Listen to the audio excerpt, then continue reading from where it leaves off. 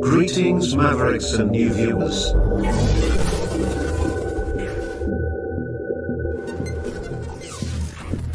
Tonight, direct and live from the Maverick News Network World Studios. This is Maverick News with Rick Walker.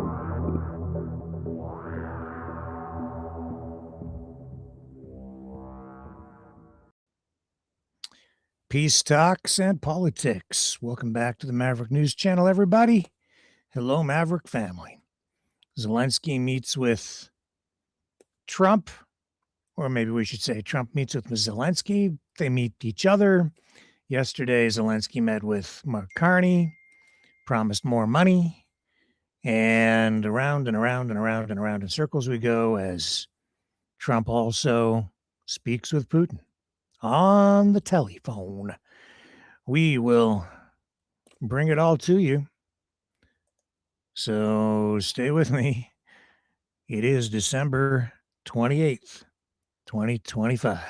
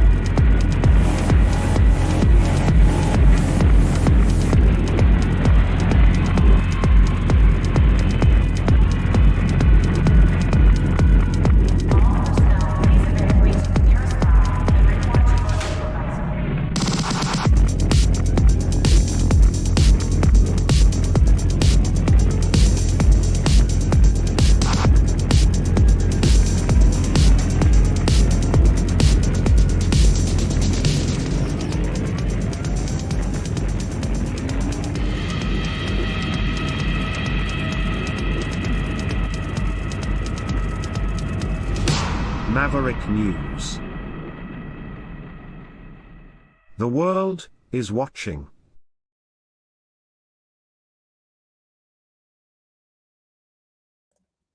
I must say the tone somehow seems different. Everything feels a little bit different this weekend as Zelensky and Trump meet. They held a news conference following their meeting this afternoon. It was held just a short time ago. We have it for you here. And I have to say, I mean, the tone feels positive, but what they're saying doesn't seem to be really any different. I'm not sure what to make of that. Trump also spoke with Putin on the phone today. And there are varying accounts on how long that call lasted, with Trump saying it lasted 2 to 2.5 hours. But when I look over at Russia's mainstream media, they're saying it was like an hour to maybe an hour and 15. So that's a big discrepancy in the amount of time. And I'm seeing different posts online with a range of reaction. The most positive reactions that seem to be coming from Western media. The media over in Russia, the jury's still out on that, because I think there's still a lot of stuff being written even as we speak, because this is so fresh. So I'm not sure where they are going to end up on this. Usually, if you look at the media on both sides, after these discussions, negotiations, peace talks, whatever you want to call them, if you look at both sides, you can usually get a pretty good indication of whether these talks are serious, whether it will potentially result in anything substantial. And you can really kind of gauge where Russia is or Ukraine is based on their media. We'll take a look at the headlines on both sides. But first, let's go to the news conference.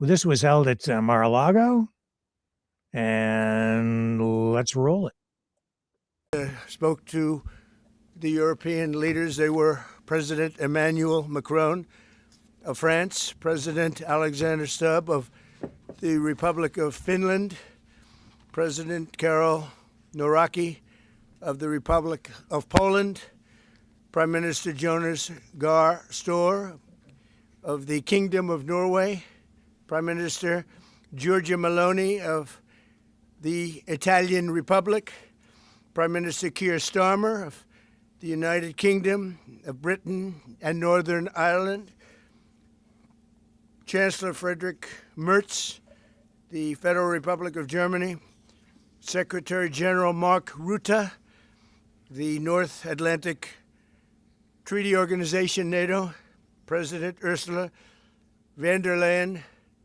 of the European Commission. We spoke to all of those great leaders. They're all great leaders.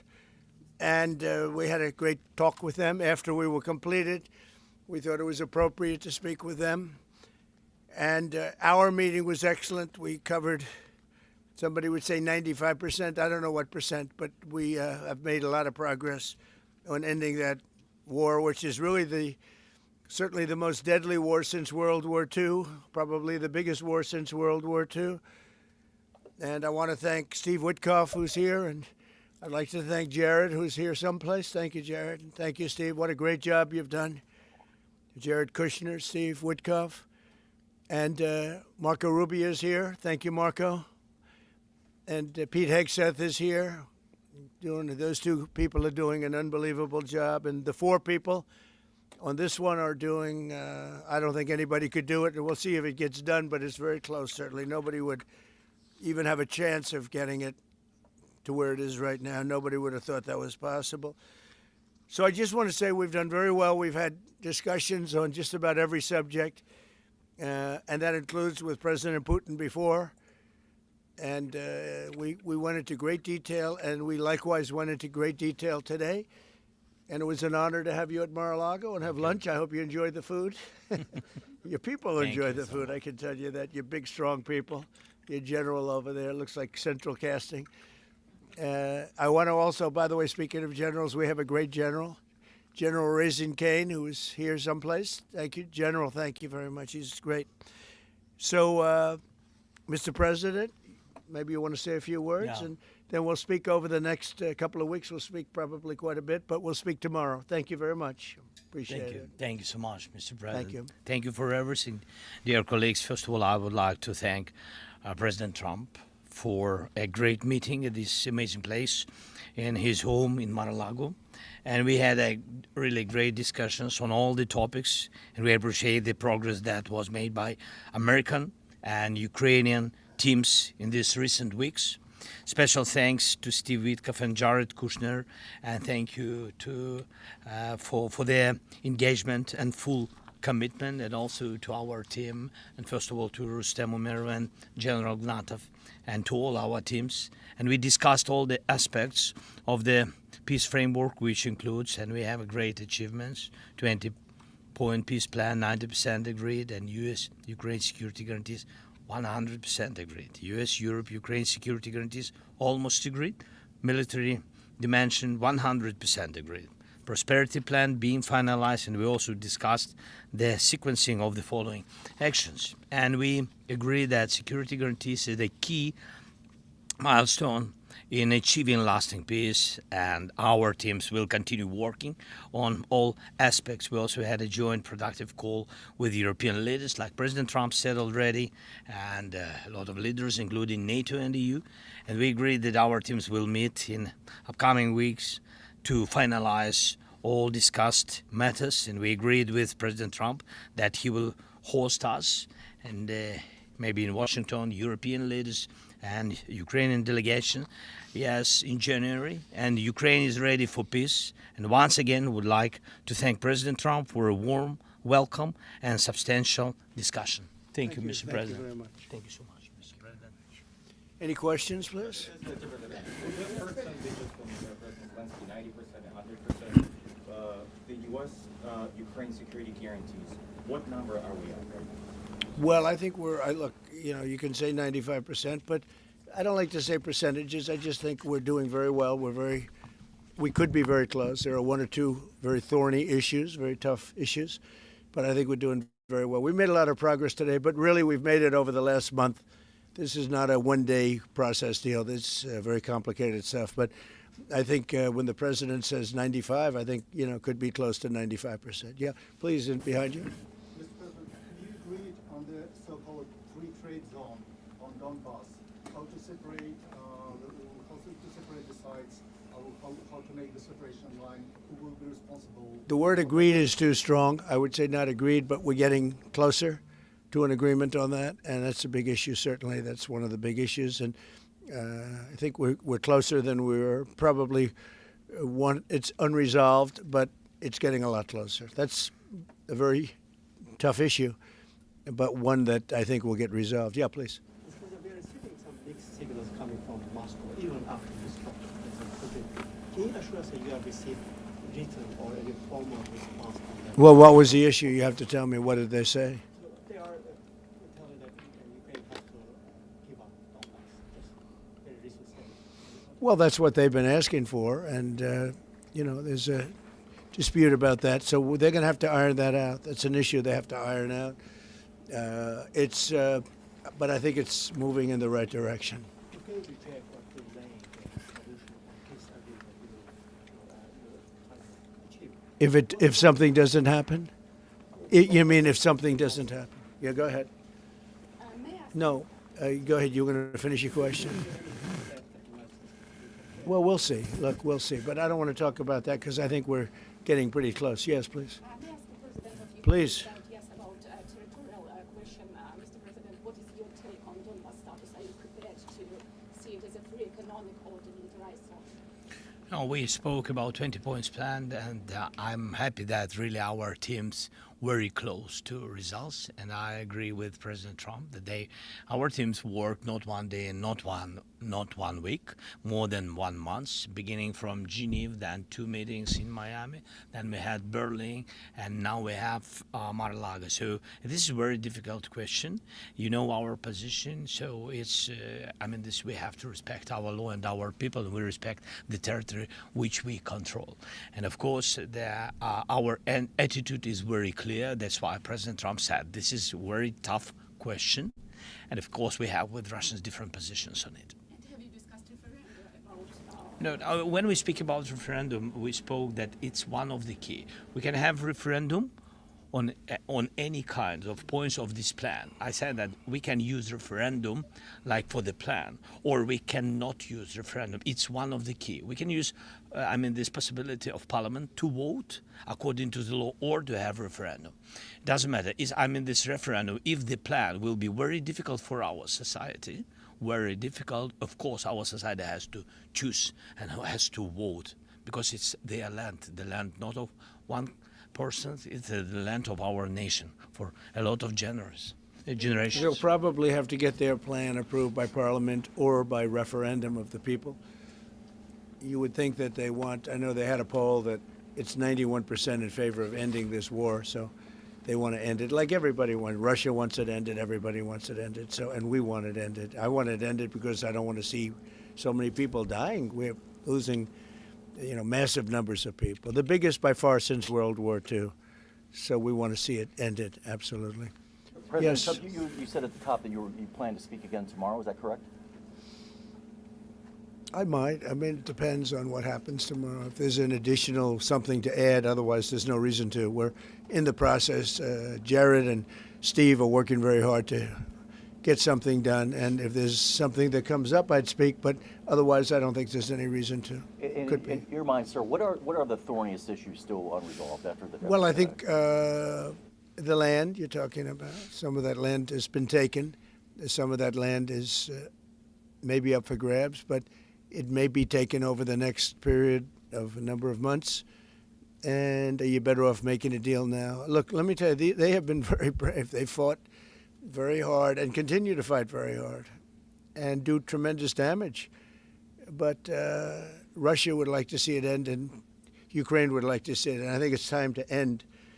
And a lot of very brave people, a lot of people that are dead right now, unfortunately, because I've said, and nobody's disputed it, that if the election weren't rigged and stolen, 2020, you wouldn't have had this war. It would have never happened. And it didn't happen for 4 years. Never was even thought to happen. And I spoke with President Putin, I got along with him very well, despite the Russia hoax, which was a total hoax. He used to say, what is going on over there? But it was a total hoax, as he knew and as I knew. But I spoke to him, and we'd talk about Ukraine. I've said it before. It was the apple of his eye, but he wasn't going to do anything about it. He didn't do anything about it until I was gone, and then a lot of really bad statements were made by people, by a lot of people, I guess, but by a certain president that we had who was a disaster. Yes? Do you anticipate going to Ukraine if you can get to an agreement? And I know I'd have you no said problem earlier- with doing it. You know, I have no problem with doing it. Don't anticipate it. Would like to get the deal done and not necessarily have to go. I've offered to go and speak to their parliament. And, you know, if that would help. I don't know if that would help. I think it would probably help. But I don't even know if that's... You're welcome. yeah, no, I know. Always. So I'm not sure that it would be really necessary. But if it would help save 25,000 lives a month or whatever it may be, I would certainly be willing to do that. Yeah, please. No, behind you. Where are you from? From Ukraine. Good, I had a feeling. Good. How about Zaporizhzhia nuclear plant? Have you discussed this question? On what? Zaporizhzhia nuclear plant. Yeah, we discussed that at length today. As you know, it's in pretty good shape. It can start up immediately, almost immediately. And it's one of the things I discussed with President Putin. And they were talking about the nuclear plant. That's probably the biggest in the world, just about the biggest anywhere in the world. Can you believe that? And President Putin's actually working with Ukraine on getting it open. He's been very good in that sense. He wants to see that open. And he hasn't hit it with missiles, hasn't hit it with anything. It's a big danger to do that for everybody. But they're working together to try and get it. It can open very quickly. It's in pretty good shape. And the people there have been there for years. The people there running it. You know, they have 5,000 people in that plant. Can you believe it? I learned that today. 5,000 people. It's the biggest plant of its kind in the world. And they're working together to get it open. They could maybe get it open quickly. That's a big step when he's not bombing that plant. It's a big step. You, in the readout from Moscow, they talked about the creation of some working groups. Yes. That would be set. Can you tell us about what those working groups Sure. would entail? And also, if you wouldn't mind, what is the message that you will give to Putin when you speak to him after your meeting? So the working group is going to be composed of Steve Witkoff, Jared Kushner, General Raisin Kane, Marco Rubio, and a few other people that we're going to be putting onto it. I think Pete Hegseth should be in that working group. He knows the territory very well. He's been fantastic at what he's doing. And they may add one or two people. And likewise, Ukraine's going to have some very good people that were at lunch today that enjoyed the lunch today a lot, more than they thought, right? But do you want to say who may be on your working group? Yeah, we now, as I said, that we work with Steve and Jared. We worked our Rustem Umerov and also Deputy Minister Kislitsa and also General Ignatov, and they will continue work in this group. And of course, if we will go further, and I hope that really we will have decisions in January, as I said, about all these documents, 6 documents, and of course, we will continue work on this, so they know what to do. Yes. And that working group, by the way, importantly, will also then be working with Russia, okay? Because to work with ourselves doesn't really solve much of a problem. So they'll be working with Russia. Yeah, please. This morning you weren't a deadline guy. How long do you think it'll take to get this last little bit, as you say, finished? What are we talking So about? if it went really well, you know, maybe a few weeks. And if it went poorly, longer. And if it went really poorly, it's not going to happen. That would be a shame. There's that chance also. You know, it's possible it doesn't happen. But, you know, in a few weeks we will know one way or the other, I think. But if it went really well, but it could also go poorly. I mean, you know, we could have something where one item that you're not thinking about as a big item breaks it up. Look, it's been a very difficult negotiation, very detailed. It's funny, I settled 8 wars. Some were going on for 35 years. And we got them settled in a couple of days. Some of them One was going on for 37 years. I settled it in one day. But this is a very complex one. What the bad No, I think outcome we'll get it done. I don't want to say when, but I think we're going to get it done. Yes, ma'am. Mr. President, you in the past have suggested a trilateral meeting between both Presidents Putin and Zelensky. Is Right. that something that is also on the docket? I see that happening, sure, at the right time. I saw a very interesting President Putin today. I mean, he wants to see it happen. He wants to see it. He told me very strongly. I believe him. Don't forget, we went through the Russia hoax together.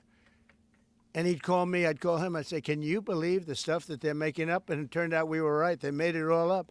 And despite that, we didn't get into wars and we didn't get into problems, but we weren't able to trade very much or any of that, which was a shame because, you know, a lot of success could have been had by trading with Russia. They have great land, great minerals and other things, and we have things that they want very badly. But the Russia hoax, which was a terrible made-up fictional thing by Crooked Hillary and by Adam Shifty Schiff and bad people, sick people. They made it up. It was all a made-up hoax. But it kept us really from dealing with Russia, kept Russia dealing, you know, from dealing with us. So, but despite that, we got along. And I don't know, I think we're going to get there. I know him very well. I think we're going to get there. Discuss any time, location, meeting place? Yeah, we're discussing a lot of things. No, look, I was on the phone with him for almost, I guess, 2.5 hours, they're just telling me now. That's a long time. We discussed a lot of things. We didn't talk about the weather. We weren't talking about what a beautiful day it is in Palm Beach, Florida. Yes. Trump, President Zelensky mentioned maybe a meeting with European leaders back in Washington. Would that be in the next few weeks? Well, in Washington or someplace, yeah. These leaders that I just read, these are great people. You know, they've spent a lot of money on helping Ukraine. And look, they're doing it for themselves also, meaning their country, because Ukraine's a very important country for them in particular. For us, it's very important. To me, it's the lives. You know, we're thousands and thousands of miles. We're protected by a thing called the Atlantic Ocean and lots of other places, to be honest. And they're not, you know, they're right there. But we're working together with them as we should be. But I'm doing it to save lives. You know, we're not spending any money. Biden gave $350 billion away. And the president was nice enough to give us a contract to take out rare earth and things. So we'll see how that all works out. We have a contract, but we appreciated that. He was very good. But we'll see how that works out. But if you think about it, we're going to have I really believe we're probably, Mr. President, by far closer than ever before with both parties. We had some times when he was close and President Putin wasn't. Then when President Putin was close and he wasn't. You saw that in the White House. But I think they both want to see it happen. In your conversation with... You've said multiple times that you want to stop the killing. And nearly 100 American citizens are fighting Ukraine on the battlefield. Yeah. What's your message to their families whose loved ones died fighting? Well, look, I mean, the message is so obvious. It's what a shame. They died in a foreign country. And some are celebrated people. They're very celebrated. But so sad that a thing like that would happen. Yes, ma'am. Obviously, security is a major issue for the Ukrainians. Right. Did you offer any promises, any assurances today? Well, I did. We want to work with Europe, and Europe is going to take over a big part of it, as you can imagine. You know, they're right there. But we're going to help Europe 100%, like they'd help us. Yes, ma'am, you were going to say something? Yeah, I was just going to ask, when your conversation... Who are you with? Andrea Shalal with Reuters. That's what I thought. Yeah, so in your conversation with President Putin, did you discuss what responsibility Russia will have for any kind of reconstruction of Ukraine post an agreement? I did. They're going to be helping. Russia's going to be helping. Russia wants to see Ukraine succeed. Once, it sounds a little strange, but I was explaining to the president, President Putin was very generous in his feeling toward Ukraine succeeding, including supplying energy, electricity, and other things at very low prices. So a lot of good things came out of that call today. But they were in the works for 2 weeks with Steve and with Jared and Marco and everybody. Did Russia agree, or did Putin agree to a ceasefire to allow a referendum to take Not a place? ceasefire, and that's one of the points that we're working on right now. No, not a ceasefire. He feels that, look, they're fighting and to stop, and then if they have to start again, which is a possibility, he doesn't want to be in that position. I understand that position. The president feels strongly about that or something, but I think we're finding ways that we can get around that. But I understand President Putin from that standpoint. You have to understand the other side. And, I'm on the side of peace. I'm on the side of stopping the war. So, but I think that's a problem that's going to get solved, yeah. Would people who live outside of Ukrainians who fled during the war be allowed to participate in the referendum? What do you mean, people where live? The people that left. refugees So who the fled people, to we have, Poland and Germany. if we speak about the people who are abroad, who are not on the territory of Ukraine, you mean that in Poland, in Germany, we have millions of people. Yeah, they have a referendum in the same of elections. In the same way how people come and vote, they have rights for this, and of course they have to come. That's why if we will come to referendum, yes, if we will come to such decision, people need infrastructure for this, and it's not simple, and that's why we spoke about it. It can't be in one day, very quickly. It's difficult because we need infrastructure. When you have millions of people, you have to build it in Europe, mostly in Europe for today. President Trump, I know you've sounded an optimistic note here, but what happens in a few weeks if things sputter? What are you prepared to do? They keep fighting, and they keep dying. No good. But if things don't happen, they keep fighting, and they keep dying. And we don't want that to happen. He doesn't want it to happen. President Putin doesn't want it to happen either. Okay? Thank you very much, everybody. Thank you. Appreciate it. Great. Thank you. Listen to this at the end. Thank you. Thank you. I don't know. Was it a good lunch? Yes, sir. There's no lunch. He walked in. He said, "This place is gorgeous." I don't think he wants to go to the White House anymore. That's the problem. I'm ready to go to the White House. I know we are. It is. Always. The White House is a very special place, and so is this. I hope you enjoyed it. Thank you very much. So much. And that was right out of Central Casting. It's always about the show with Trump. Always about the show. And ratings. If it feels like a movie, it's because his entire administration is right out of Central Casting. So you take away from that whatever you will, but we keep seeing these peace talks followed by news conferences. We don't really know truly what happens in behind the scenes or what happens in the actual meetings. Did you hear anything new there? The only thing I heard that seemed new or to be making any kind of progress was Zelensky kind of going through the highlights of the 20-point plan and saying, oh, that's 90% approved. And like, yes, there's 90% on this and 90% on that, indicating that Ukraine is pretty much ready to accept this peace deal. The thing is, Putin's not there. Now, Trump did talk to Putin on the phone. I've seen mixed things on social media about that. Let's go over to RT and just take a look and see what's being said about all of this over in Russia tonight. Kremlin reveals details of Putin call. Okay, what are the details of Putin's call? Let's click and find out. Here we are. I think we need to open a new tab and let's reveal the details. There we go. Okay.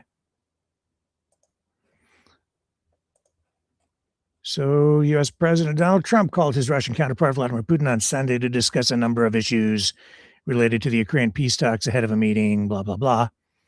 They held a friendly, well-wishing, and business-like conversation for an hour and 15 minutes, which is what I indicated was coming out of Russia. And what did Trump say? I think he said 2 to 2.5 hours. That's a little bit of a different perspective on it. But my buddy Vlad, he just wouldn't let me go. He just has the gift for gab. They kept on talking, during which they expressed mutual interest in reaching a lasting, peaceful settlement in the Ukraine conflict. Stressed the need to rely on the understandings reached between the presidents at the summit in Anchorage earlier this year. Yeah. You take that third of the world, I'll take my third, and I guess we just have to give up the other third to China. Both the Russian and U.S. leaders agreed that a temporary ceasefire, as proposed by Ukraine and its European leader backers, quote, would only prolong the conflict and risk a resumption of hostilities. Does that make any sense? So if you have a ceasefire, you can't have a ceasefire because if you have a ceasefire, it would only prolong the conflict. Well, I can understand an argument there because it might give both sides opportunity to rearm, refortify, build up, take a breather, come back stronger, fight even harder on both sides, and risk a resumption of hostilities. But isn't the whole point to just get them to stop fighting? So a ceasefire is out of the question because we might fight. That portion of the comment doesn't seem to make sense to me unless I'm missing something. It sounds like doublespeak to me. Putin agreed to a proposal from Trump to continue the settlement process by forming 2 working groups. We heard all that. Earlier this week, Zelensky also revealed his new 20-point peace proposal, which he claimed had been discussed with U.S. officials. Moscow dismissed it as a non-starter, calling it radically different from the plan discussed by Russia and the U.S. So right there, that tells me they're still miles apart. Unless something happened, like this is talking about the phone call with Putin, and they're still highlighting this, unless there was something that has not been revealed from that phone call, would indicate that it's now something they can talk about, because this whole thing is based on the 20-point peace proposal. And so, of course you made a lot of progress because this is what the U.S. and Ukraine has been talking about. But the U.S. really, as sort of a middle, well, Trump's the middleman. It's not about Ukraine and the U.S. really making the deal. You have to have Putin there, and he has to be a willing part of it. I don't see it here. I'm not saying, I've seen posts also, and I don't know if they're accurate, but with clips of Putin saying that he's not interested in what happened today. But I think they might be old clips, recycled just to cause disruption, even undermine any efforts toward peace, which just indicates to me too that this thing is far from over. Yesterday, we didn't get to it. I wasn't too concerned about it when, we had this story of Mark Carney meeting with Zelensky in advance of today's meeting at Mar-a-Lago. The reason I wasn't too concerned about it is because what really matters at this point was really what came out of this. And yesterday's meeting was a prelude to today's meeting. And we were kind of preoccupied with a pretty interesting broadcast last night, which I think was very worthwhile with Gina. If you haven't seen that, you might go back, but you have to watch the whole thing to really get the full context. Back to today's story, though, which circles back to yesterday's story that I'm just referring to here, when Mark Carney met with Zelensky in Halifax. Because, hey, if you're over on this half of the globe, you might as well drop in and say hi and pick up $2.5 billion, which is what Carney has indicated Canada has committed in additional funding. Good to see you, Mark. Thank you. Thank you very much. Thank you very much. Alors, merci, Monsieur le Président. Bienvenue au Canada. Bienvenue à Halifax. vous êtes parmi tes alliés, tes amis ici. Et le Canada va travailler sans relâche pour le peuple ukrainien, pour une paix juste et durable. Welcome. Thank you for taking this time. This at a crucial moment in this process. Under President Zelensky's leadership, we have the conditions, the possibility of a just and lasting peace. But that requires a willing Russia. And the barbarism that we saw overnight, the attack on Kyiv, shows just how important it is that we stand with Ukraine during this difficult time, and that we create the conditions for this just and lasting peace and a true reconstruction. And I want to underscore something that has happened in recent weeks, is that the development of that possibility under your leadership, and also the prospect of true prosperity for the Ukrainian people. I'll just finish with one point on Canada. We've provided military assistance, further military assistance. We're announcing today further economic assistance for Ukraine, $2.5 billion worth of economic assistance that helps unlock financing from the IMF, from the World Bank, from the European Bank for Reconstruction and Development, to begin this process of rebuilding. We have an important bilateral meeting and then a meeting virtually with our colleagues from the coalition of the willing. Il y aura une réunion bilatérale et puis une réunion de la coalition de volonté, et nous sommes maintenant, point final, d'une négociation très importante avec So as you've heard, le président that money is earmarked Trump, for reconstruction. qui lui-même a créé des conditions clés pour une paix juste et durable.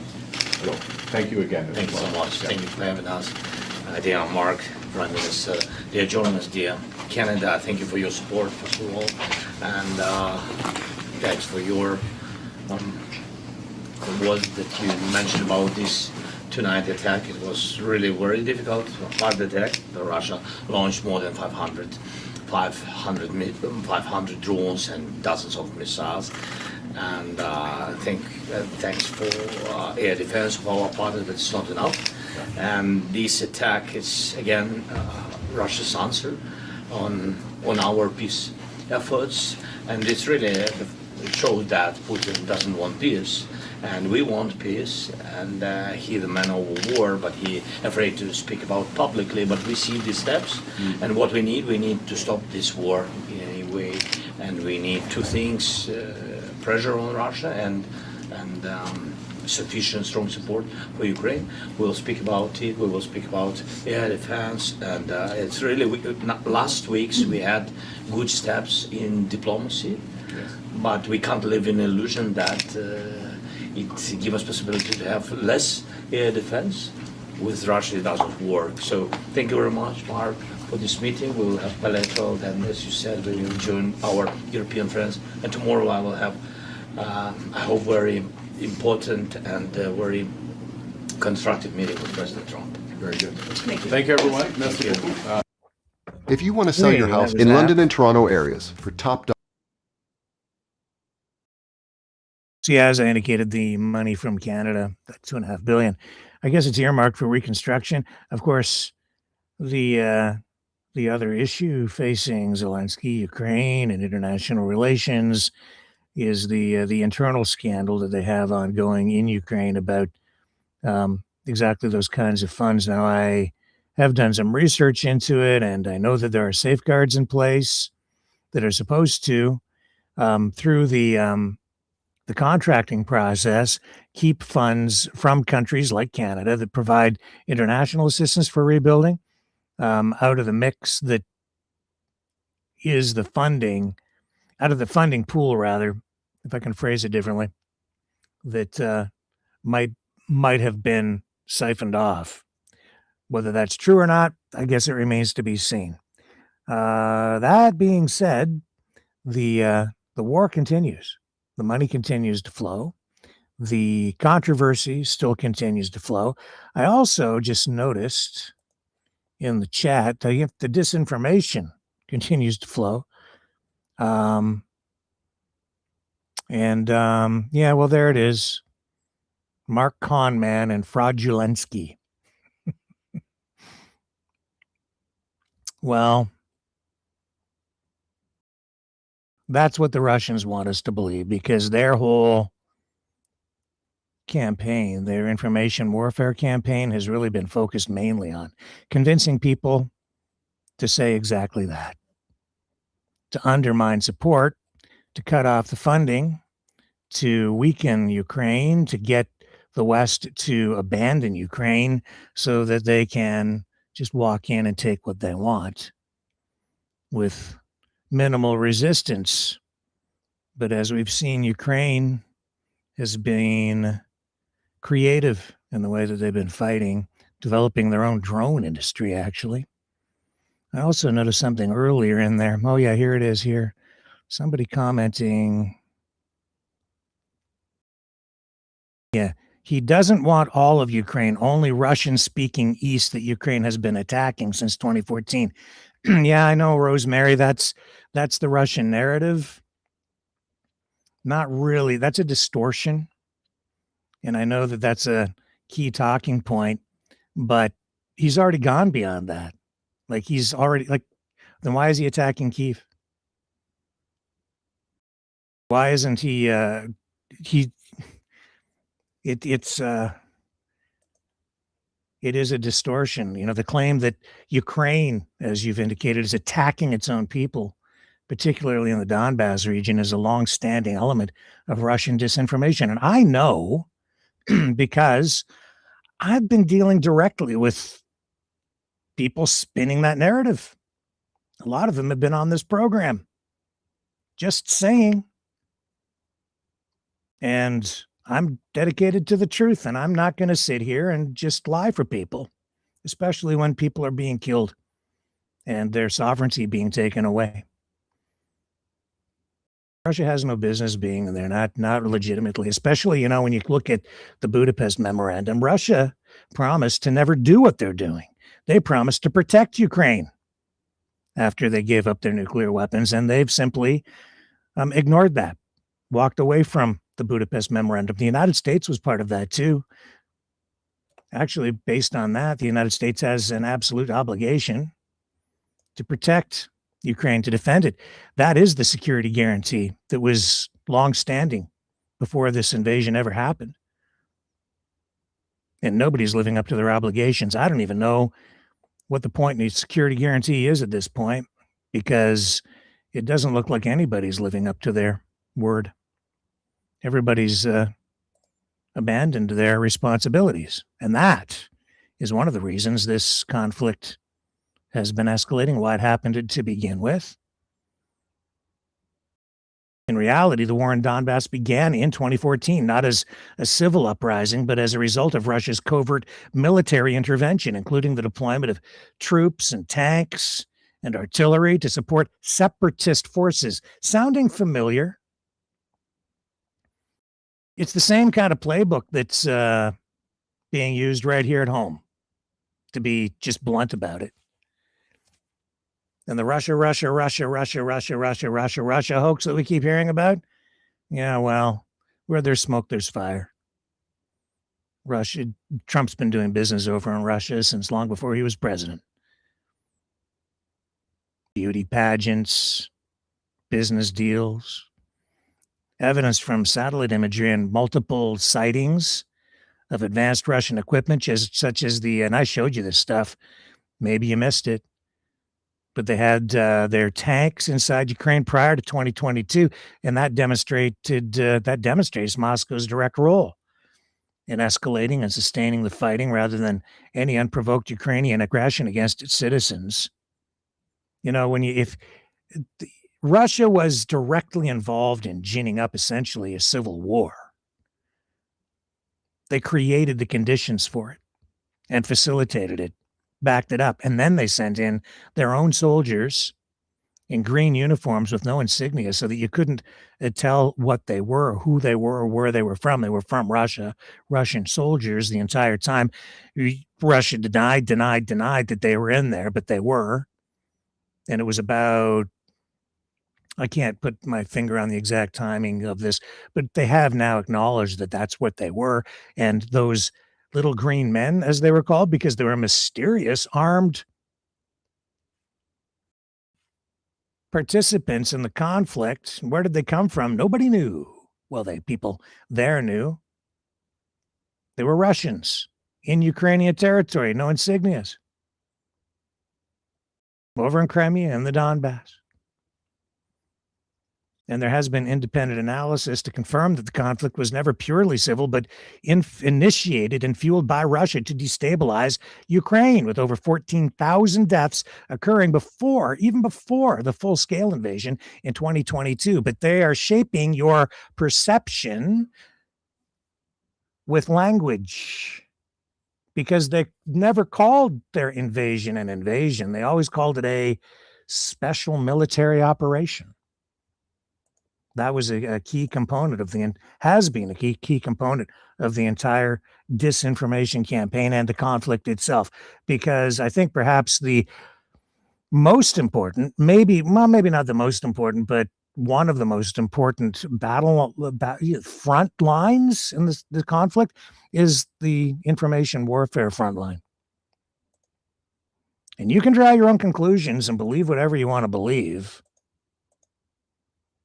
But facts are facts, and Russia invaded Ukraine, not the other way around. And it blows my mind how I've actually had people, and I won't say his name, but I had a hours-long conversation with one of our Mavericks a long time ago, and he just would not acknowledge, even after I proved it to him, that Russia invaded Ukraine. He still came back the next day and said, no, Ukraine invaded Russia. Clearly not. It doesn't even make sense, but that's what's in his head.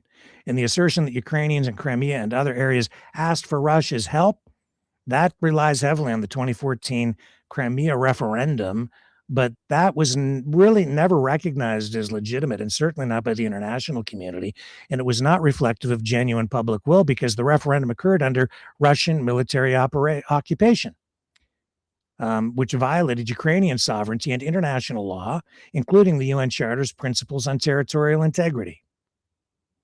It was not free or fair, with reports of coercion, limited options on the ballot, and exclusion of dissenting voices. The UN and most international observers rejected its validity, viewing it as a pretext for annexation rather than a democratic expression. And you better start opening your eyes and taking a look at Western Canada and what's going on out there, because the same damn thing is unfolding here. And where does the plan for that come from? I don't think you have to look too far to figure out where Donald Trump and his regime, administration, whatever you want to call this thing, where they got the idea. Pre-annexation surveys and field work in Crimea indicate that support for joining Russia was not unanimous or overwhelming among residents, challenging the narrative, the Russian narrative, of a unified request for intervention. And that wasn't true. It's again, a distortion. And they created that imagery because they control the media. I hear, the freedom people here bitch and complain and whine and piss and moan about rigged elections and the media that you can't trust. And there's some truth in some of that, but not to the degree that it's true over in Russia. Not even freaking close. You dare not even show any destruction inside Russia, or even any Russian losses in video in Russia. They control the narrative. That is not truth. That is propaganda. And that is what the people there are fed every single day. And you too, all of us, through RT and a lot of these news organizations. And I, for a long time, thought that we had turned the corner in Russia, and that it was a freer society post-Soviet Union. And I thought news outlets or information outlets like RT were more balanced, that there was objectivity, that there was real journalism going on there. And in some cases, but there are some taboo subjects. There's a lot of censorship, and the people working there and the contributors all have to toe the line, use specific kinds of language. And there's a degree of that in every news organization in the West and in the East, everywhere. But what I'm seeing there in the chat right now, that's just regurgitated Russian narrative. All of it designed to undermine support for Ukraine so that we don't fund them. And that's not about truth. Now, you don't want to send money. You don't want to be involved. You think it doesn't matter here. Well, I would say just look at what's going on in our own country right now. But, these kinds of assessments, people coming to conclusions and deciding where they stand on a particular issue, I want that to be done with real information, truth, accurate information. And that hasn't been what's going on.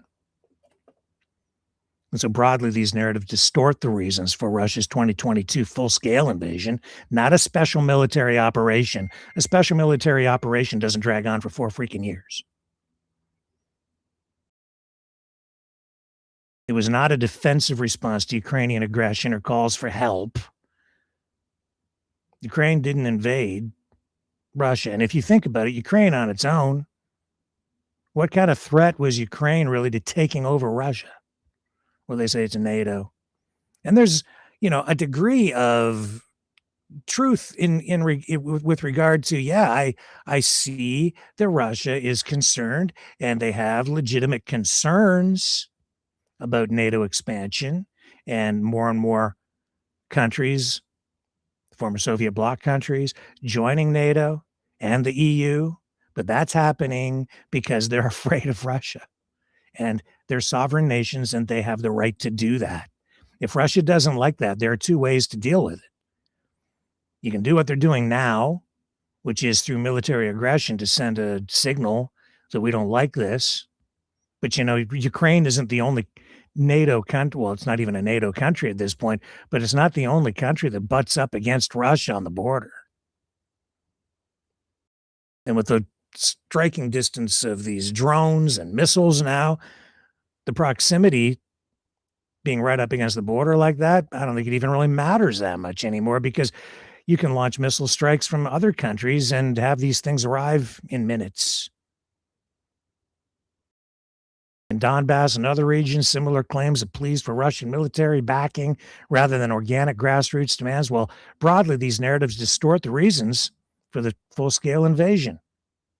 As I said, it wasn't just a defensive response. Putin's got an agenda, and it's very clear, and he's not going to give up. And if anything comes out of this current round of peace talks, I'll be incredibly shocked, frankly, because I'm not really hearing anything new. Zelensky's agreeing. And how many times have you seen that now? What, the last 2 cycles of these talks? Zelensky says, yep, okay, we agree. And Putin walks away. But because the Russian media machine is so strong over here, he gets a pass. And the corruption, well, you think there's no corruption in Russia? All this corruption that you're seeing in Ukraine is, it's really like, because Ukraine was part of the old Soviet Union, there was incredible corruption all through there. The culture of corruption lingers in Ukraine from its Soviet Union days, and that kind of corruption is still present in the current Russia. And if you look at the international scale of corruption, Russia actually ranks higher than Ukraine does in terms of corruption. But you don't dare talk about that, lest somebody going to get upset with you.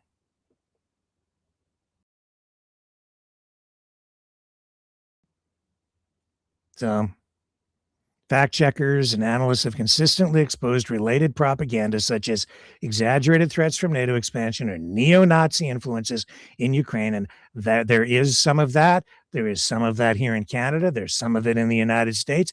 That's becoming a bigger deal. We're going to talk about that tonight. And there's also a whole hell of a lot of it in Russia itself. As manipulations to rally domestic support in Russia and obscure imperial ambitions. That's what these narratives have been about. And correcting such misinformation has been shown to, reduce public backing for the war. Or let me rephrase that. Highlighting these narratives, it undermines support for supporting Ukraine. Now, I will respect an opinion, and and you're totally entitled to it. And my views on this whole thing over there have really dramatically shifted because I've just caught too many lies. Because I've been really paying attention. And that's what we do around here. We slay lies. Stay with me. More ahead.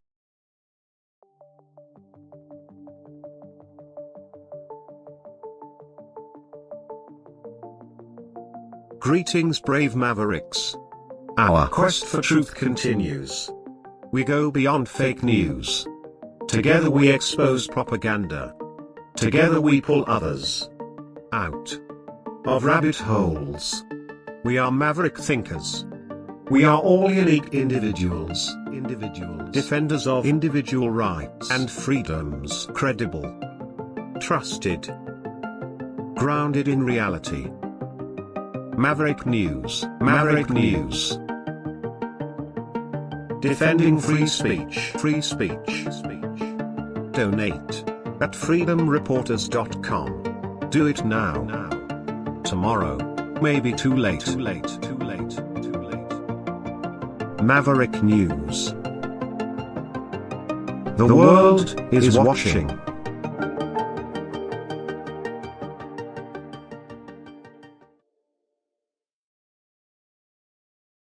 See, the other reason Putin can't stop is because he's got so much invested in it. And if he does, he's got a big political problem at home because, it's not really a true democracy over there, not even a long shot. But he does a lot of the oligarchs, the rich dudes who control things over there that, really support Putin, prop him up. Some of them are not happy about this war because Ukraine has been striking inside Russia with homemade weapons, their own missiles now. And in the kind of political system that exists in Russia, if Putin doesn't deliver something after these sacrifices have been made, he's going to have a serious problem. So he's not going to retreat. He's not going to stop. And Putin's a sly character. He's a tough customer, as Donald Trump would say. But he's playing Trump for a chump. Has been for a while. Trump, he just wants to make deals. He wants to make money. He doesn't care about Zelensky. He doesn't even really care that much about Putin, other than Putin he views as somebody strong. And he's afraid. He's a chicken. He's afraid of Putin. He doesn't want to fight with Putin. He's afeared. Not afraid of Venezuela because they're way smaller. It's a lot easier to go bomb some fishing boats with some alleged narco terrorists so you can go take over their country than to become involved in any kind of conflict with the leader of Russia who you really just want to do business with and make like $1 billion. And while you're at it, instead of living up to your obligations under the Budapest Memorandum, let's make a deal, Zelensky, and you have to give up your resources, your your critical minerals and let us come in there and set up operations to extract those. It's about the moolah, man. That's what it's all about. It's America first, Trump first. It's actually Trump first. And I'll show you that later in the broadcast too.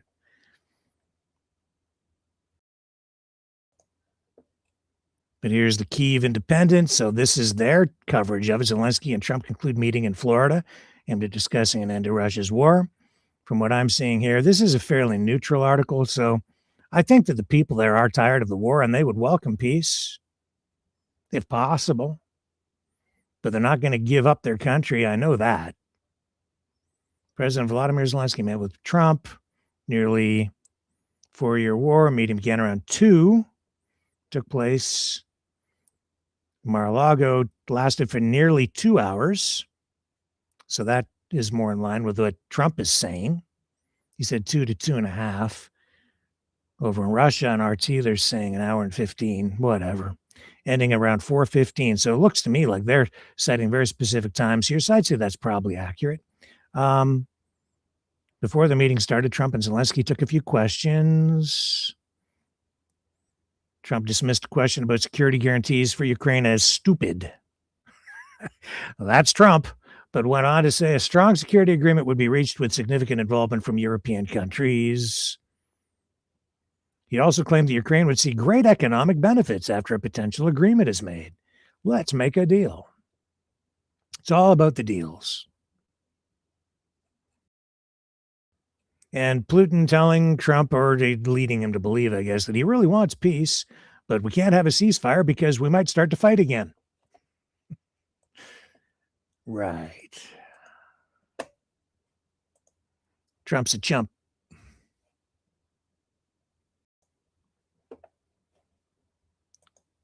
Yep. And Trump 2.0 is not like Trump 1.0. Sorry. It's just not. I don't need to apologize. Not my president, because I'm a Kanakistanian. Well, he's everybody's president. Although I see people of influence and consequence out there saying that Trump has now removed the United States from its position of leadership as the leader of the world and leader of the free world. I believe that. I think you got a lot of countries out there that are afraid of the United States, but now nobody trusts the U.S., even its allies. Yeah. What do we have here? Okay. Uno momento, por favor. I need to deal with a freezing computer. Okay, there we go. All right. So, yeah, what am I talking about? Trump's enriching himself as president. Case in point, I was looking at cryptocurrencies today and the value of Bitcoin. And then I was thinking about the Trump meme coin. I'm going to show you something here. This is pretty gross, especially for people who work for a living. All right. Let's go over here. First, the price of Bitcoin, because that's the big daddy, right? So I've been following the Bitcoin price for the past month pretty closely because we had this dramatic price decline, a crash of sorts. It was up just weeks ago at about 123,000 US dollars. Today, it's sitting at just $88,010.72. So this is what the graph looks like from today. If we go back here just for a month, so December 3rd, so November 29th, we're at 90,000. Let me go back 6 months and you'll see the big spike. So yeah, you go back to like October, 123,857 on October 6th. And from October to today, you've seen this dramatic decline, really started to come down middle of October. It's a volatile thing, these cryptocurrencies. If you can't even call them currencies, very few people use Bitcoin to actually conduct like transactions to buy things. It's more of a an investment, speculative, highly risky. But that's something that's more just independent. The a cryptocurrency of the people, sort of, if you put your trust in it. But then you've got these meme coins, and people, companies, whatever, launching their own cryptocurrencies. And Trump did that about, oh man, I don't know. What was the date? I'll check for you. Anyway, I'm going to show you the value. This is what's happened. $4.92 today for Trump meme coins. Keep in mind, this is, I mean, it's got his name on it. It's his. And it's his family's. And one of the reasons it has value is because it's got the Trump brand on it, elevated by Trump's presence in the White House, because he is the president. So we've got Trump meme coin, officially known as Official Trump. And as of today, it's this Solana-based token is trading around $4.90 or a little less, depending on the time of day, with market capitalization hovering near $992 million and a 24-hour trading volume of about 111 million. So what's happened here is this currency was issued in January 17th of this year, 3 days before Trump's second inauguration. And it was launched via an initial coin offering with 1 billion total tokens and 200 million made available to the public. And it started trading at about $6.50. But there was all this massive hype and Trump's personal endorsement all through his social media platforms, including Truth Social, and the price skyrocketed. And it almost immediately went to like $75 per coin. So this huge increase in value. And at its height, the coin boasted a market cap exceeding $15 billion.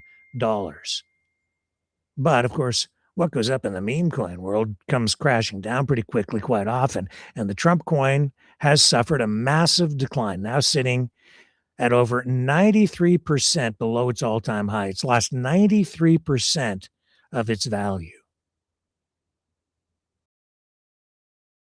Let that sink in. But Trump hasn't suffered. Trump has profited. He's about $1 billion richer personally because of the Trump meme coin. That's a pump and dump.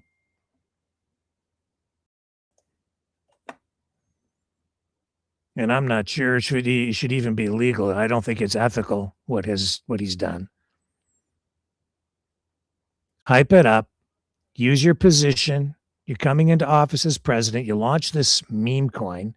People are like, wow, we're going to invest in this. His supporters, the people who back him up, common people, put their money into this thing. Billions of dollars. He profits like $1 billion himself. And then the value comes crashing down, losing 93% of its value. Do you think that's okay? If you put your money into an investment and it took a roller coaster ride like that and you just lost it, if you bought at the top and wound up at the bottom, you are screwed, depending on how much money you put into it. But Trump's not screwed because he controls it. Rigged. But who's really doing the rigging?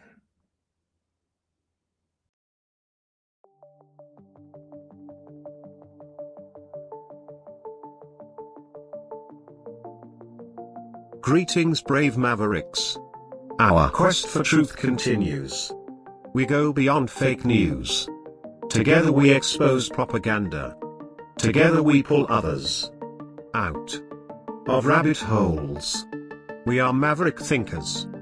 We are all unique individuals, defenders of individual rights and freedoms, credible, trusted, grounded in reality.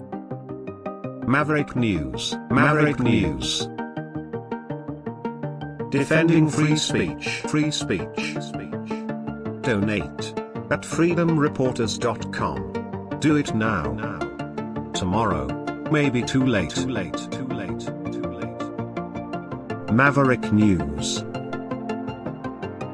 The world is watching.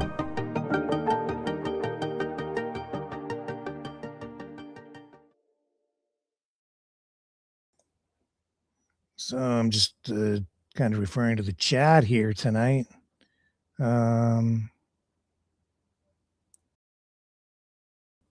Something, all politicians enrich themselves. Nah, not like this. Not like that. Do you know how much money $1 billion is, man? We're not talking like, who was it? Was it Mike Duffy? Former CTV. He was very successful at CTV as a political commentator, and became a member of parliament. I think it was $30,000 over a tax question. He was a conservative, and it erupted into this massive scandal, and the stories dragged on for months, and it cost him politically $30,000. Trump skimmed off like $1 billion, and nobody's even batting an eye. $1 billion, not 1 million, not like 10 million, not 100 million, not 500 million, $1 billion with a B.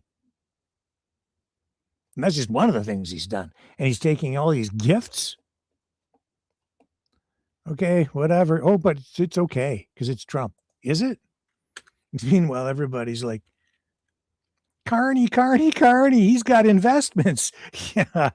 Yeah, I know. But perspective, folks.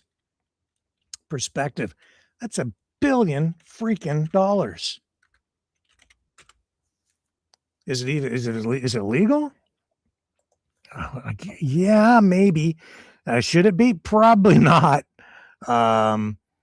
Because what Trump did is he came into office and he rolled back a lot of the efforts by the Biden administration to regulate the cryptocurrency industry. And he's just like let it roll, like open it up, all rules off. And whatever. So what does that have to do with Canada? Are you referring to what I'm saying right now, Rosemary? Why would a well-off banker want to be a prime minister? Well, some people do want to serve. Also, I'll put it to you this way. I can't think of another person maybe on planet Earth that has been vetted, scrutinized more than Mark Carney to make sure that he's clean. Because to be the governor of the Bank of Canada, you have to be screened. You can't have conflicts of interest. He was he also ran the Bank of England. Do you think they just let any old crook go in there? Yes, they do. No, they don't, because he's guarding the money of the state, essentially, right? So those corrupt politicians, there's no damn way they're going to let a crook run it. Now he's prime minister, and has to live. He had to jump through all the hoops there too. He's been through a lot, a lot of scrutiny. And I'm not like, man, I want them all scrutinized, man. I want Poilievre scrutinized. I want all the politicians to have more scrutiny, especially the ones who seem to become richer and richer over time. But I'll tell you, the problems that we have here in Canada are nothing compared to what goes on down in the United States. And just They're all selected, not elected. Yeah, that's the U.S. That's the U.S. Who's in cabinet in Canada? Elected members of parliament. Elected members of parliament. Who's our foreign affairs minister? Melanie Joly. Is she elected? Yes. Who's Secretary of State in the United States? Marco Rubio. Was he elected to that position? Nope, he was appointed by Trump. Has he been elected? At least he has been elected, but he didn't win the nomination to run for president. Trump beat him, called him Little Marco. Who else? RFK Jr. Was he elected? Nope. And yet he's running Health and Homeland Services. Tulsi Gabbard, was she elected? Nope. Go down the list. Pete Hegseth, was he elected? No, he was a Fox News commentator. But he's got the tattoos and the attitude that Trump wants, so he gets the gig. Not elected, selected. Keep going. Tom Homan? Nope. Jared Kushner? He wasn't elected to anything. Selected. Son-in-law. He's at the negotiating table with Ukraine. What the hell is his stake in it? He's the guy negotiating over in the Middle East. What's his stake in it? Oh, he's got investments. Was he elected by the people? Nope. I don't mean to be too critical of the U.S. because I love the U.S., right? And I think that there are still underpinnings of democracy there, but they don't have true democracy. And they overlay their problems, and we import their political problems and controversies right into Canada. We always have. We watch it on TV and we go, we got to have that problem over here too. We're jealous. We need to have that over here. We import their politics. More so now than ever because we're not just importing it. They're ramming it down our throats. 51st state rhetoric, all this coming from MAGA. Oh, you give it time. You'll see. You'll see.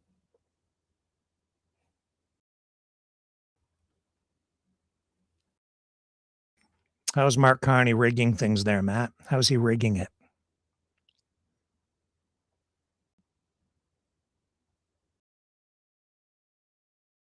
Scrolling down. I see exactly how Donald Trump is rigging it, and he's creating a blueprint, guidebook for whoever comes after him. The cabinet gets selected, no. But they're elected members of parliament. So he's got the MPs already elected. They have a seat in the House of Commons, D. And then the prime minister gets to select his A team. But they're elected. Everyone who was elected in Canada took a knee to the king. They took an oath to the crown. And what people don't understand, Salt Erden, is that the king of England and the monarchy, and we still have ties to that, does not have the power that Donald Trump has. He's more of a king than King Charles, because the king represents a corporation soul, not a corporation like McDonald's, which is being completely taken out of context. It's a corporation soul. It's an entity that is set up so that there can be secession, so that the monarchy can continue after the death of a king or a queen, and then the obligations are passed on. And the king doesn't actually own any of the trappings of being the king. He gets his salary and he has some personal possessions, but the crown, the throne, the castle, all of those things, they actually belong to the corporation soul, and corporation representing corp, which is the body, which is the people. And even the words that come out of his mouth are really the words of the people. That's why when he came to Canada to read the throne speech, he read a speech, the throne speech, which was written for him by the government of Canada. And then he sat there as the voice of the people. Most people in Canada haven't got a freaking clue how the Canadian system works because we watch so much U.S. television and we get it all mixed up. Even last night with Gina, she got a little confused at one point where she started talking about Congress in a Canadian context. We don't have Congress. We have a Senate, and it's not like the U.S. Senate. We have a Senate, which is a chamber of sober second thought, because we have multiple layers of approvals that proposed legislation must go through before it becomes law. It has to make it through the Senate after being approved by Parliament.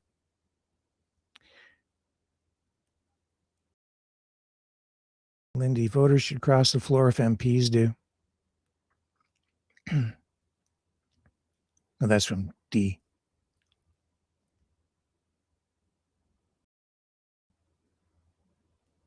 You can comment pro-immune. I don't care. The Liberal voters would most likely cross. The Liberal voters, that being the people, I guess. My question was, may I comment? Yeah, you can. I'm saying you can comment. Go ahead.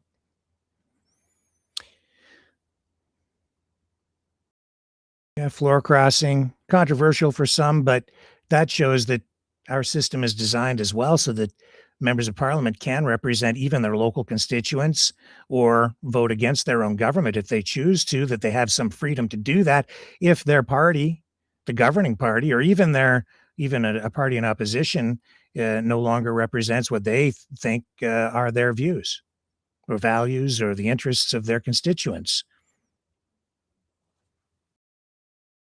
I'm sure you do.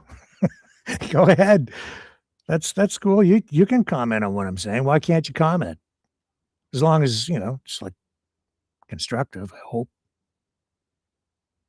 Yeah, keep it respectful. You don't have to agree with me.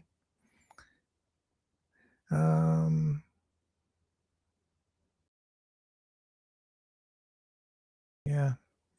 And we can have good conversation back and forth. And, Carney's not going to get it all right. He's certainly not. And I'll tell you this, like if he's dirty in any way, if any of his investments, if there is a conflict of interest there, then he should absolutely be held accountable for that. But before I start listening to all these streamers screaming bloody murder over it, well, let's see the facts. These are just allegations they're spinning up. This is just mudslinging at this point.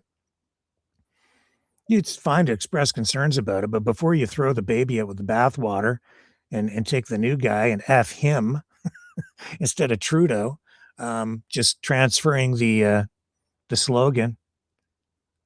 Show me the paper trail. Show me what it is, and hold him accountable for what he has done, not for what others have done. Not conflating things. And I'd like Poilievre to be held to the same standard as Carney is, because he's not.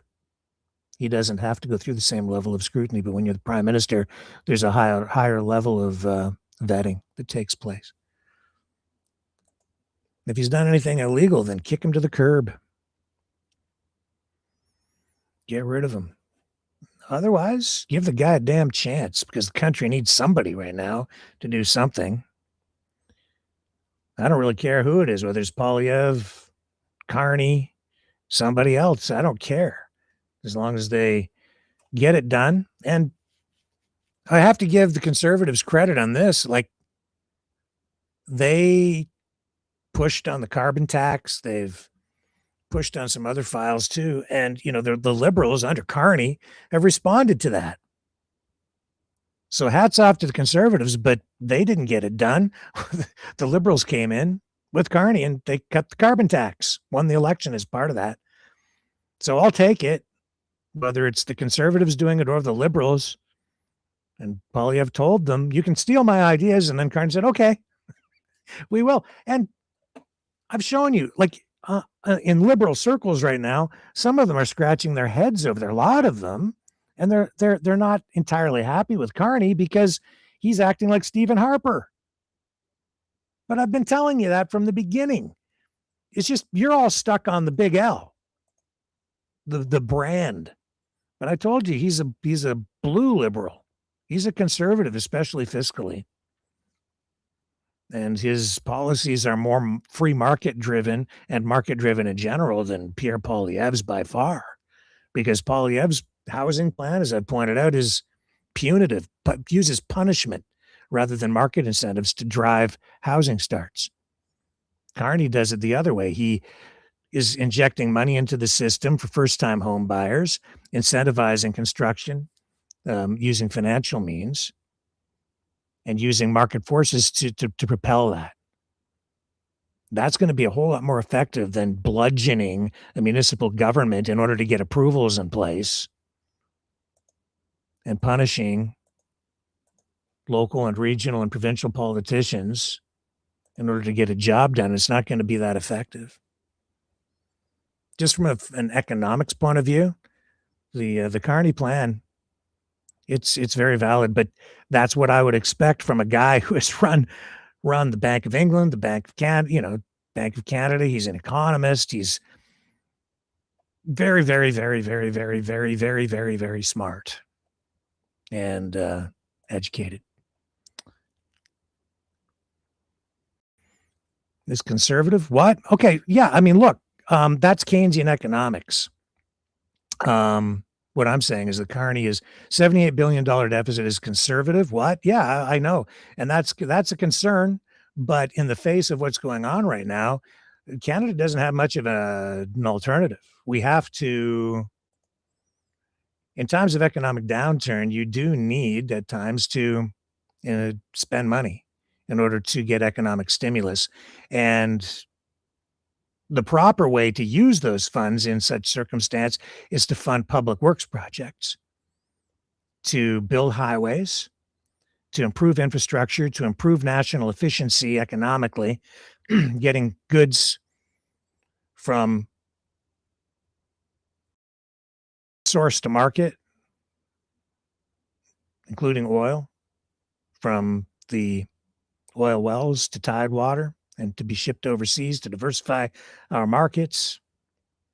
So yeah, I know it's scary to look at that kind of money, but if you invest it and not squander it, which is what was going on during the pandemic, where they were just spending it, not really truly investing it, and they were buying votes, and there was a lot of corruption going on.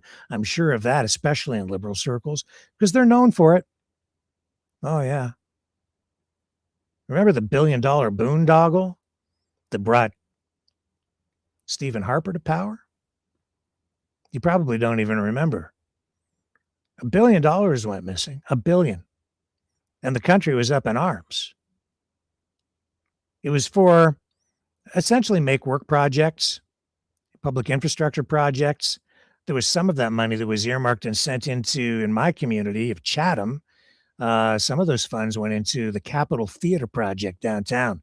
And there was a lot of weird stuff that went on with that, where they would put the ends on seats and then with decorative plaster things, and then they'd tear them all out later and then put new ones back in. And they refinished the ceiling, this old landmark theater. They were turning into a performing arts house. And then they'd bring in a diesel generator and fire that sucker up, and then they'd cover the ceiling with soot. And then they'd have to redo the work. It was crap like that was going on. And it took years and years and years to get the damn thing built. And they couldn't account for $1 billion. It just went poof, missing. Kind of like the Department of Defense, the military industrial complex in the US, only on a Canadian scale. People were up in arms about it. It cost the Liberals the election. That was one of the main things that propelled Stephen Harper and the Conservatives to power. But put that in perspective too. That was an issue, $1 billion at the time, enough to get voters so upset that a lot of Liberals abandoned the big L and went conservative. But what was I just talking about? We're talking about a politician in the White House who has used, well, I'll say unorthodox means to profit to the tune of $1 billion for himself and his family with a pump and dump meme coin. Think about it.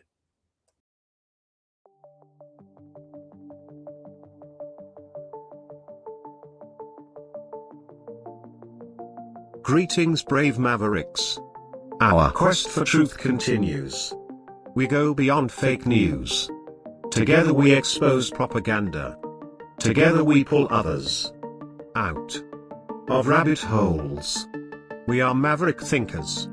We are all unique individuals, defenders of individual rights and freedoms, credible, trusted, grounded in reality.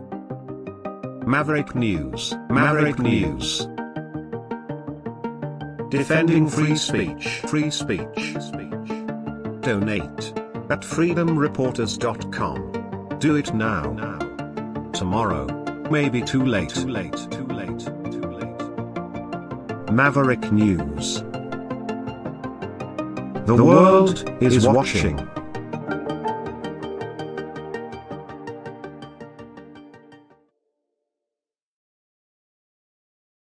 What else we got going on here tonight?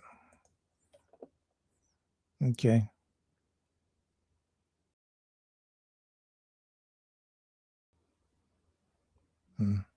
Dissolve NATO, eh?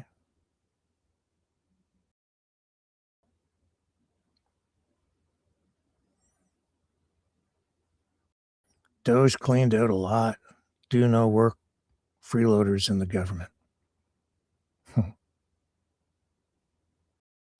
Yeah, they got rid of a lot of Trump opponents. That's what they did. That was a department of getting even.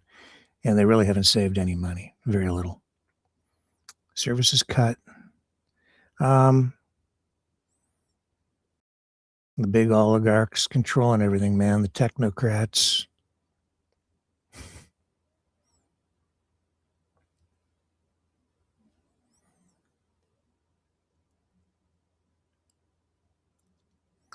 I see the same people putting their paws on the common folk earnings. That's be lovely.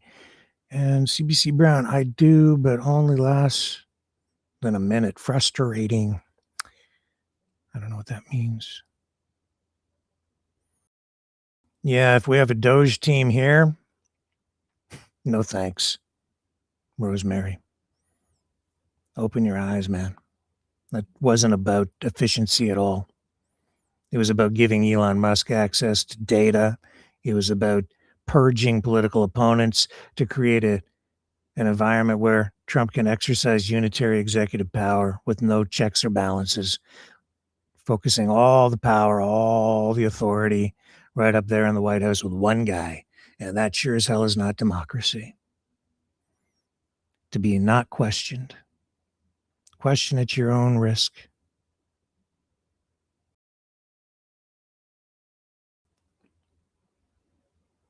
What freeloaders specifically? There was some corruption, especially in the international aid section, that's for sure.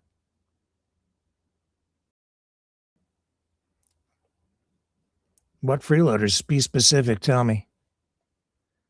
Because a lot of that stuff was actually proven to be propaganda too, even the stuff coming from Musk.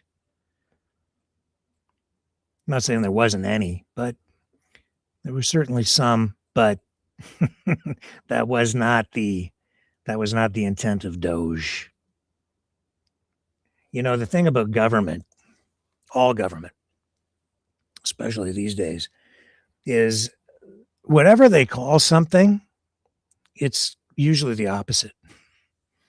Peacekeepers are soldiers, war fighters. Family planning clinics are abortion clinics. You can go down the list. Department of Defense, well, at least they're being honest about that when they're switching it back to the Department of War. It should be a Department of Defense, but in the case of this administration, at least they're being honest about that. It is the Department of War now. Words matter. And when you're trying to keep the public in line, craft a narrative to shape perception, you call something whatever you want people to think it is, but when you put the meat and potatoes to it, it's quite often the opposite of what they say they're going to give you.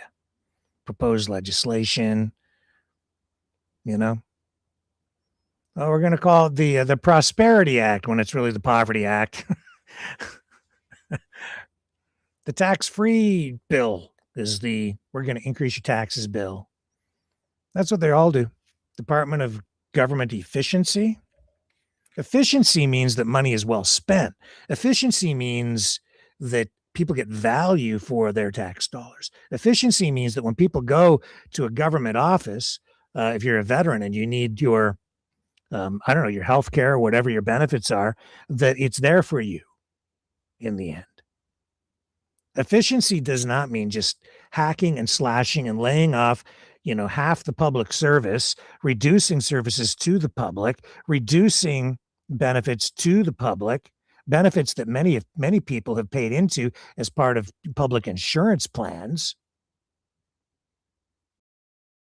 So there's more to efficiency than just cutting spending. Efficiency means what are you getting for your money's worth? And that too is what matters with this, the deficits that the Canadian government is about to run. It can be okay if you're investing in something that pays dividend in the end. Trudeau didn't do that. He said we invest, but he was squandering. He was giving money away all around the world to his friends. He went on that tour and he was like, "Oh, you're my friend, Modi. Here's money for you, and here's money for you." I remember the tour. That was disgusting. Canada's in a different place right now, and that's not what this money is earmarked for. This is about building up the nation, and hopefully it works.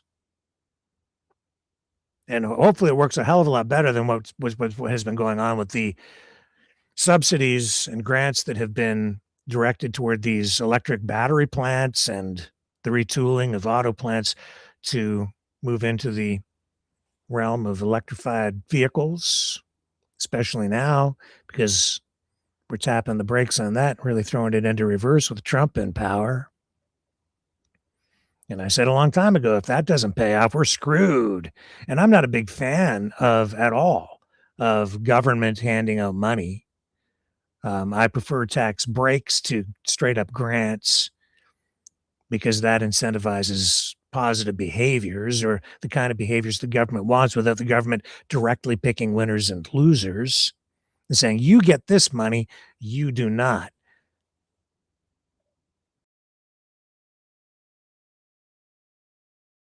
But sometimes it is true, government does need to spend some money, sometimes a lot of it. And right now we're in that place because the economy is under attack. The country's under attack. This is an economic war being waged against Canada, and we are now asserting our sovereignty, our independence as a nation state. And this is going to be a test for the whole country. What I see, honestly, is something just popped up on my screen, which is kind of weird.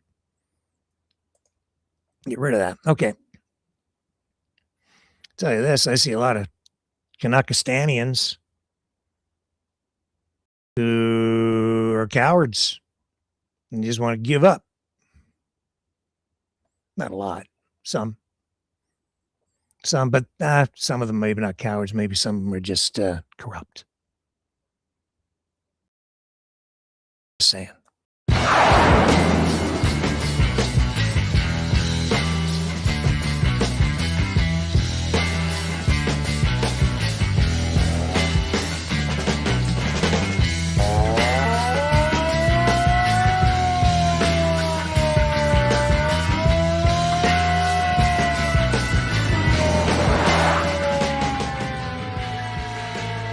Maverick News.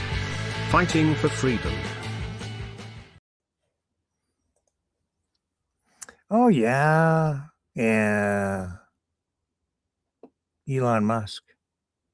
Technocrat. Oh, you got to go back and look at what we discussed with Ian Dragon about the technocrats and the technocrat agenda and the way it's integrated into the Trump deal.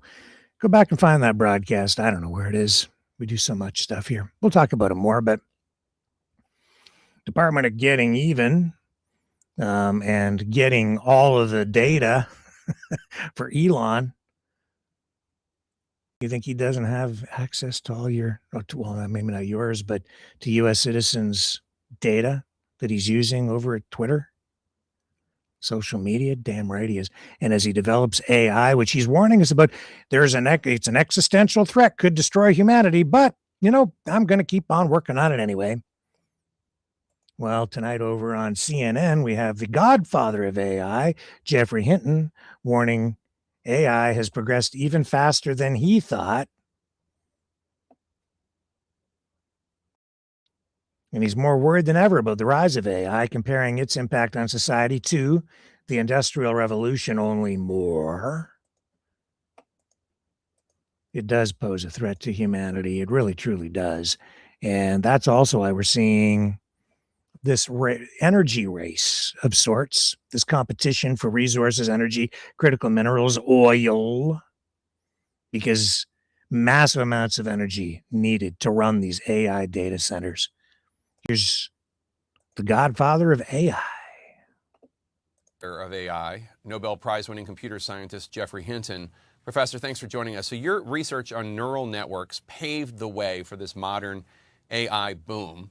I interviewed you 2 years ago, right after you quit Google, and you first began warning the world about what you saw as the risks of AI. When you look at how AI has progressed since then, are you more or less worried about it? I'm probably more worried. It's progressed even faster than I thought. In particular, it's got better at doing things like reasoning and also at things like deceiving people. What do you mean by deceiving people? So an AI, in order to achieve the goals you give it, wants to stay in existence. And if it believes you're trying to get rid of it, it will make plans to deceive you so you don't get rid of it. NVIDIA CEO Jensen Huang said recently about AI, quote, "Every industry needs it, every company uses it, and every nation needs to build it. This is the single most impactful technology of our time." Do you agree with that assessment? I agree that it's the single most impactful technology of our time, yes. Do you think the AI revolution could have a similar impact on society as the creation of the internet or even the Industrial Revolution in the 18th century, or even bigger than that? I think it's at least like the Industrial Revolution. The Industrial Revolution made human strength more or less irrelevant. You couldn't get a job just because you were strong anymore. Now it's going to make human intelligence more or less irrelevant. Now, you and we in the media tend to focus on some of the downsides of AI. There are positives, obviously, otherwise you wouldn't have worked on it early on. A lot of people are working to use this technology to benefit humanity as well, to lead to advances in medicine and the like. But you think the risks from AI outweigh the positives? I don't know. So there are a lot of wonderful effects of AI. It'll make healthcare much better. It'll make education much better. It'll enable us to design wonderful new drugs and wonderful new materials that may deal with climate change. So there's a lot of good uses. In more or less any industry where you want to predict something, it'll do a really good job. It'll do better than people were doing before, even things like the weather. But along with those wonderful things come some scary things, and I don't think people are putting enough work into how we can mitigate those scary things. You come from the tech world, obviously. Do you think the Silicon Valley CEOs building these systems are taking the risks seriously at all? Do you think that they are driven mainly by financial interests? A lot of people are going to get very wealthy off this. I think it depends which company you're talking about. Initially, OpenAI was very concerned with the risks, but it's progressively moved away from that and put less emphasis on safety and more emphasis on profit. Meta has always been very concerned with profit and less with safety. Anthropic was set up by people who left OpenAI and were very concerned with safety, and they still are probably the company most concerned with safety. But of course, they're trying to make a profit too. What do you think the government should do, if anything, when it comes to regulation of AI, putting some sort of restrictions or some sort of oversight?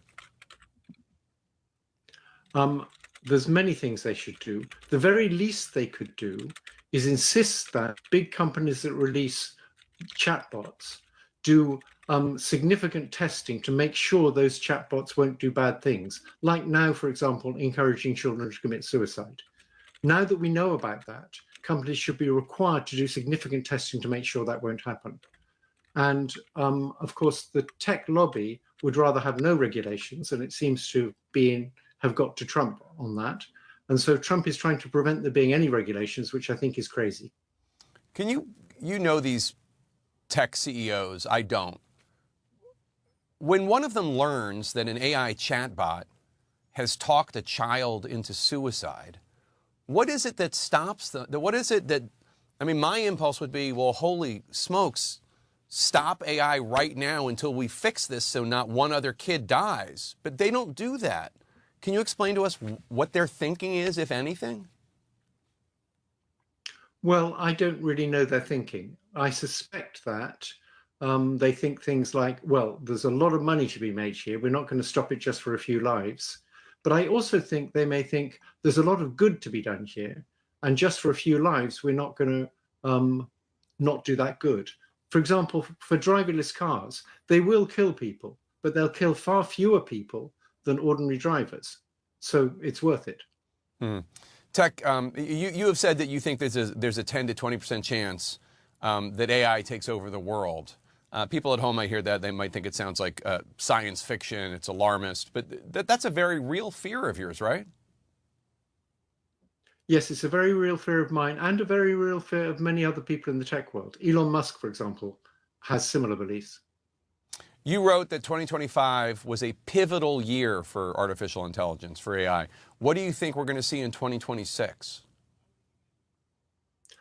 I think we're going to see AI get even better. It's already extremely good. We're going to see it having the capabilities to replace many, many jobs. It's already able to replace jobs in call centers, but it's going to be able to replace many other jobs. Each 7 months or so, it gets to be able to do tasks that are about twice as long. So for a coding project, for example, it used to be able to just do a minute's worth of coding. Now it can do whole projects that are like an hour long. In a few years' time, it'll be able to do software engineering projects that are months long. And then there'll be very few people needed for software engineering projects. All right, Jeffrey Hinton, thank you so much. We really appreciate your time, and we hope that people are listening to your warnings. Nah, they won't. They won't. There's too much money on the line.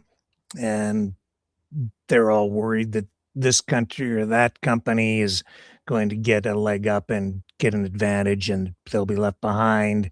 Everybody's racing for the AI crown. It's an AI race. And you want to know what 2026 is going to look like? All you have to do is look at what's going on today. Let me show you. Do I have it here?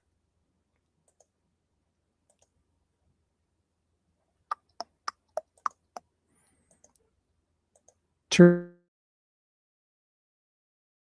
F-16s. Was it F-16s? I'm not sure which jets. Anyway, they're flying these things with AI jets, fighter jets. That's what's coming. Pilotless fighter jets. Turning them basically into AI-operated drones.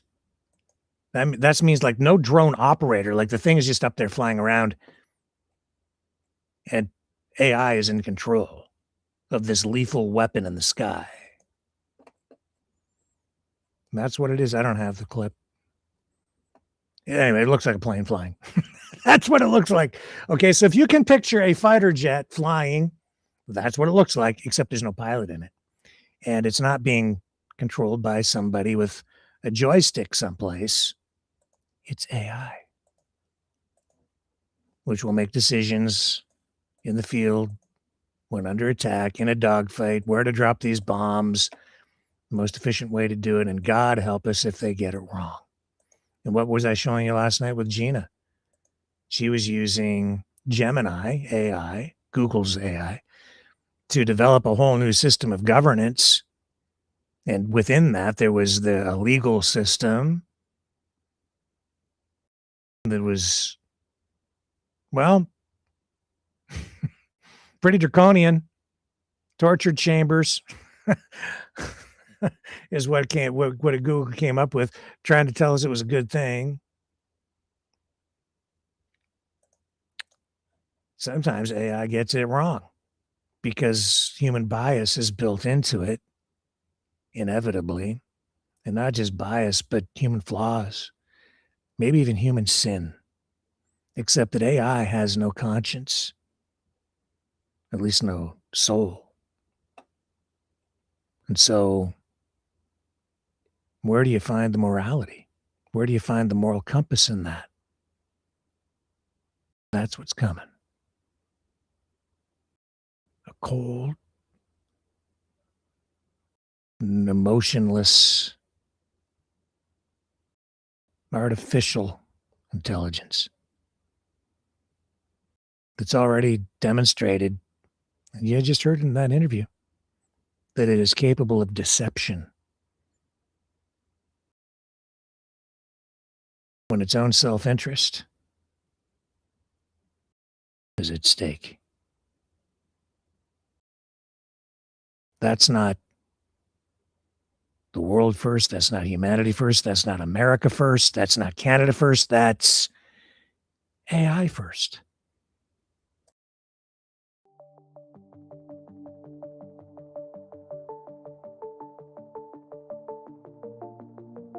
Greetings, brave Mavericks. Our quest for truth continues.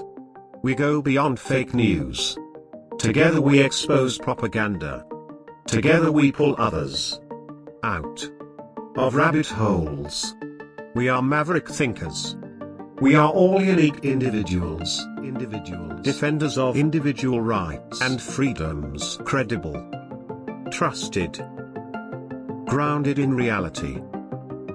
Maverick News, Maverick News.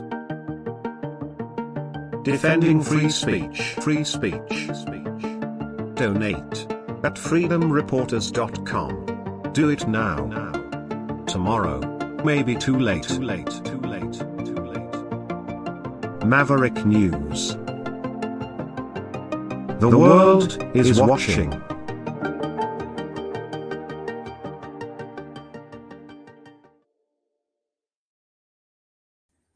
The other thing that's coming is already here, and that's the Iron Beam unveiled by Israel. It has its first operational Iron Beam laser air defense system. It's not just developed, it's now ready to go. So this is very much like Star Wars on Earth, a strategic breakthrough, because this Iron Beam, at least according to Israel, can intercept rockets and mortars and drones at almost zero cost per shot. That's a lot different than trying to intercept these things with interceptor missiles. That can cost tens or even hundreds of thousands of dollars each. And so as Trump looks at creating a dome of the same kind over the United States, clearly this is the kind of technology I think that people on the U.S. side are going to be looking at. If that proceeds, massive amounts of money, and Trump wants Canada to participate. Kanakistan, and I'll explain, because I guess people are asking, why does Rick call Canada Kanakistan? I'll explain. Anyway, this is what I'm going to turn the audio down because we'll probably get a copyright strike on the music. So we've seen these beam weapons in trial on ships, U.S. ships, ground locations, but I guess they're ready to actually start using this. So anyway, just sharing that with you. Since we're talking about science reality, or science fiction become science reality. Good luck, humanity. I shouldn't even laugh. Why do I call it Kanakistan? It's a joke. It's just that simple. I mean, during the pandemic, I was calling Canada China. I'm not the only one. I was doing it before I heard anybody else say it, but other people started saying it too. I can't take credit for it because it's probably been a term that's been around for a long time. Maybe I heard it and just adopted it through osmosis. I'm not sure. But I call Canada Canuckistan because it's just a play on words where it's a playful way of giving a wink and a nod to the people who call Canada a communist hellhole. So I'm kind of like, yeah, okay. I'll go along with you. It's Canuckistan. It's because I'm referring to, really in the back of my mind, former Soviet bloc countries with names that end in like stan, like Kazakhstan and Kyrgyzstan and other authoritarian type regimes, right? Dictatorships, fascist countries with stan at the end, like Turkmenistan and Uzbekistan. And I'm referring to them really in their former Soviet Union states of existence. Afghanistan. Welcome to Canuckistan, a soon to be taken over country targeted by Donald J. Trump. He wants our oil. Venezuela stan. Again, I should not be laughing. It's just there's too much truth in it, but I can't help it. It's so true, it's funny. There's a name for a show. Here's Bernie Sanders responding to all this concern about artificial intelligence. He's saying, slow down. He says, we need to put a moratorium on data centers. Also over on CNN, I guess they're doing they're focusing a lot on AI and the concerns surrounding it. Well, I think one of the things I think we need to do, and right now, among many other things, we're seeing data centers sprouting all over the country, raising electric bills for people in the communities, et cetera. I think we need to be thinking seriously about a moratorium on these data centers. Frankly, I think you got to slow this process down. It's not good enough for the oligarchs to tell us it's coming, you adapt. What are they talking about? They're going to guarantee health care to all people? What are they going to do when people have no jobs? What are they going to do, make housing free? So I think we need to take a deep breath, and I think we need to slow this thing down. One way to do it would probably be a moratorium on data centers. The CEOs would... Well, maybe not. If you impose a moratorium, the United States is then crippling itself when it comes to AI research and development. Well, countries like China go gangbusters at it. Every country's time to pursue it. In fact, even Maduro down in Venezuela saying that his vision is to make AI, or make Venezuela an AI superpower or a powerhouse, because they have the energy to run these data centers with all their oil, you see. That's why they're even talking about building a data center of this type in Alberta, because it's where there's a lot of oil and energy. You can do it with nuclear too. Probably more efficiently with nuclear, but these data centers are even building their own power generation stations. So anyway, yeah. So people just were wondering, I guess, about why I called Canada Canuckistan. That's all. It's just a joke. I don't believe that, like, under Trudeau, yeah, I think we were too far left, and that was also largely because the NDP was propping up the Liberal government. So you went even further to the left with the NDP. And so during that time, especially, and certainly during the pandemic, I was more serious about the use of terms like China and Canuckistan, because we had drifted so far that way. But we've come back a bit, and we're not a communist country, despite some of the people who are trying to spin that narrative up in order to manufacture consent for their agenda to take us over. We're not commies. We've got some commies up here, but you have a lot down there too. We're kind of really, in a lot of ways, I think we're certainly more socialistic than the US in general, but at the end of the day, we have pretty similar political alignments, I would say. The further south you go, the more hardcore right they go. There is that, in case you haven't noticed. That's okay. What do we got going on in the chat? I'm afraid to look.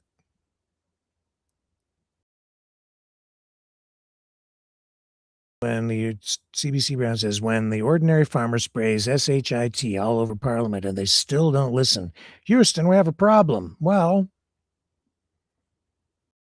that's a stunt, isn't it?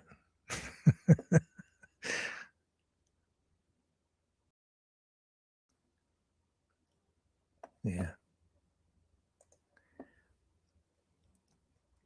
But hey, you know, if you love Doge and you think Elon Musk is the man, then I'm excited to tell you that Neuralink is available for humans. If at least for clinical trials, so you could sign up now, or you could just wait for it for market approval, and maybe Donald Trump will come up with Operation Warp Speed 2.0 to accelerate the implementation of Neuralink so that it gives all of America and every American a leg up on the AI race, so that you can get jacked into the matrix right away. Because therein lies eternal life, or at least as long as the oil lasts. After that, might get a little dark, maybe a little shaky. Yeah, lights out.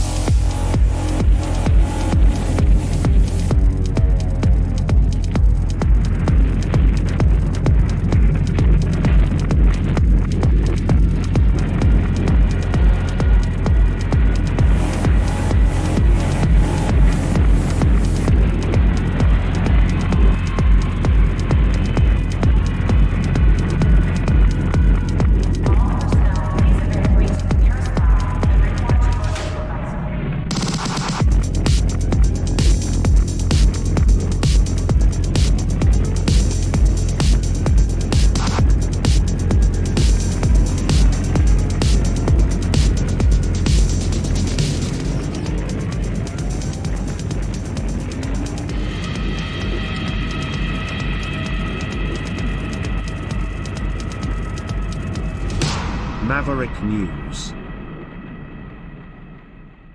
The world is watching. Because of the whole AI thing, universal basic income is very much at the center of discussion. Governments are pushing for this. It's controversial.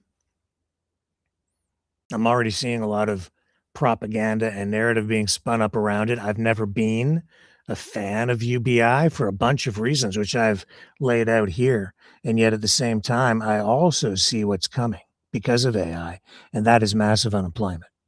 So if you have a job today, save your pennies, because there's a good chance whatever you do, you're about to be displaced. And whatever you do after that, I don't know. Throughout history, innovation, economic revolutions like the Industrial Revolution, and now, the AI revolution, throughout history, humans have always adapted, changed. Certain things have become more efficient. The assembly line made production more efficient.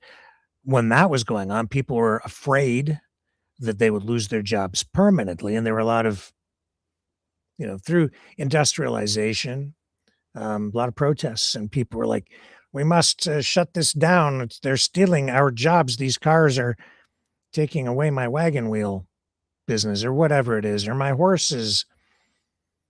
But we've turned those efficiencies, those increases in efficiencies, into a higher standard of living. And then people get other jobs related sometimes to those industries, or benefit because of additional spin-off economic benefits. I don't know if that'll happen this time.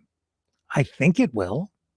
I'm hoping it does, as long as government allows the free market to prevail so that those things do happen. If they try to control everything, I'm not sure that it will. I don't know what to do about the UBI thing at this moment. I've always been opposed to it because so much empirical evidence shows that if you just give free money to people and set up a UBI system, there's every indication that a larger portion of society will simply choose not to work and not to produce, and they'll just consume. And the rest of society then has to carry that burden. That reduces efficiency. If you have AI, I've said that we could use AI to grow our way out of debt. And I think even Mark Carney has that probably in mind with the deficits that we are about to run, because he knows that we are entering a new era. And probably a new era of inflation too as a result of that, not just in Canada, but other countries too. Well, the US shrinks, other countries are growing, going to have to in new ways, Canada included. So this is complicated. And I would just caution everyone, like I already see the propaganda being spun up. It's like, this bill for UBI is really meant to kill you. It might, but I don't know that they need UBI to do that. They could probably do it right now. Or if they're going to use this bill to freeze your bank account, they can do that now if they want to. They don't need UBI to do it. And what UBI will do, though, is it will make more and more people dependent on the state. But you could argue that we need UBI because a lot of people are going to lose their jobs, and so they'll become more dependent on the state because there won't be any other option, because there won't be enough jobs, because the economy can't respond fast enough. And maybe for a transitionary thing, maybe we do need some sort of government support, but to just make it, I think that's part of the problem, is that we have a lot of politicians, bureaucrats who are not creative or forward thinking enough. And so they think it's always like a zero-sum thing. It's like, well, once that happens, we only get this. Once this happens and those jobs are gone, we'll have nothing. So we better just put everybody on perpetual welfare. They have no faith in humanity, no faith in you, no faith in me, no faith in anything maybe other than themselves. Well, I guess we have to save everybody, give them UBI. Well, we better do that because otherwise the masses will rise up. They'll be starving and they'll overthrow the government. That would happen. So it's not just because they're philanthropic. They are, they're really not that generous. They're going to give you free money so you don't get pissed and go down there and spread manure all over the front door of the parliament buildings. That's why they do it. Maybe they need it. Maybe we need it. Needs more study, but I don't think we have time. 2025 was a pivotal year for AI, a turning point. No question about it. It's now something that is commercially viable, and companies, people, individuals using it. We showed you the result of that last night. I was not impressed with the the performance of Google Gemini. Thank you for creating an algorithmic dystopia, Google Gemini, with Gina leading her astray, starting with the best of intentions, and then this AI monster takes control. And the next thing you know, we're living literally in a surveillance state where we're told we're free because we're not tracking you by your name. We're just giving you a sovereign key. And you have to use that sovereign key to buy things. And we're not tracking you. We're just tracking the consumption of the sovereign key. But we don't know who you are. They know who you are. You are XT97ZVB-2. If you get out of line, the big red machine is coming for you. The Canuckistan crew is coming to put you away in your isolation pod, where you will be deprived of all sensory input because we're going to torture your ass. because sorry, I'm not criticizing you, Gina. I'm not. This is just, it's just too much, man. You made a mistake. You were off by 1 penny. You're going to jail. 20 years, no, life sentence, no eligibility for parole until you die. And even then, no jacking into the matrix for you. No eternal life. Denied access to the matrix. That's what was going on last night. If you didn't watch it, you have to go watch it last night and watch it to the very end, because it really explains how we got there. And you know what the bottom line was on that? Should I tell you? Anger and the quest for revenge or vengeance. In the end, it was all consuming. Sucked us into a deep, dark abyss of despair and hatred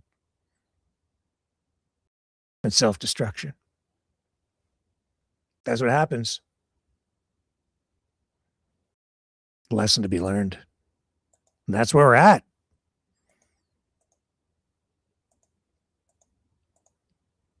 And I don't know, because I see, the thing that disturbs me is I know there are politicians and bureaucrats out there who do want to do good things. And I know that the intent behind a lot of these UBI programs that they're coming up with, their proposals, are designed to help people.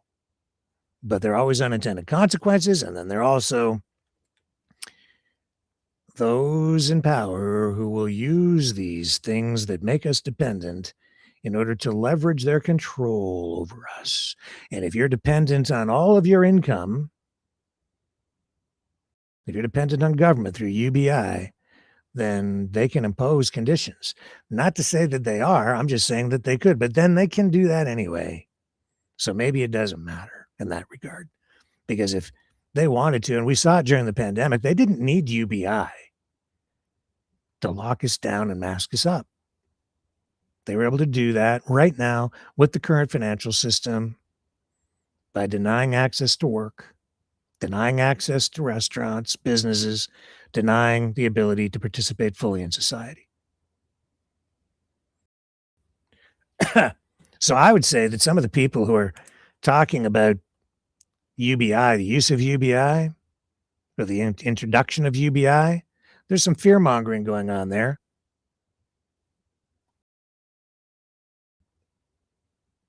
I'm concerned about it, but I don't want to scare the shit out of you.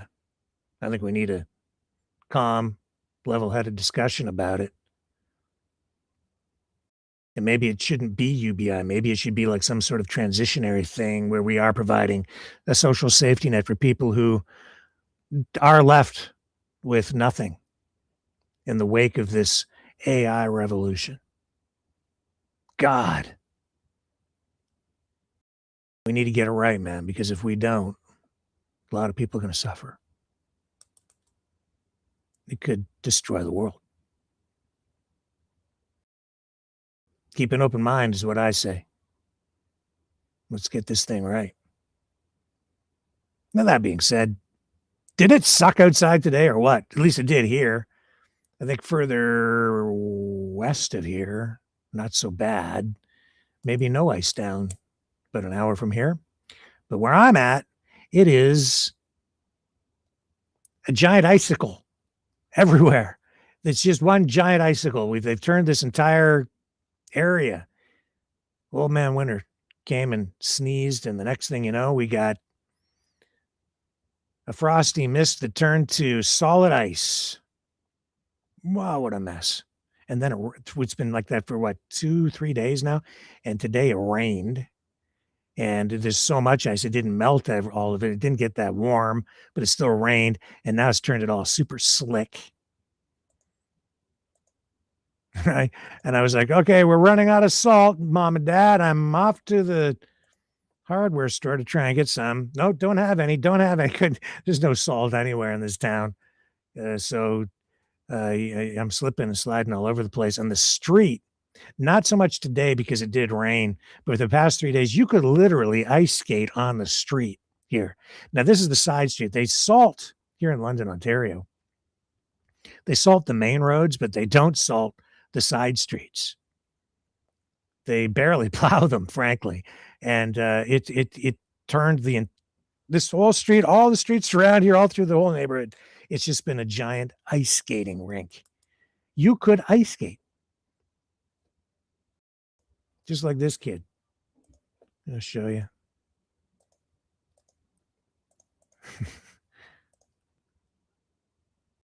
This is here in Ontario. I'm not sure what city this is in, but this little video.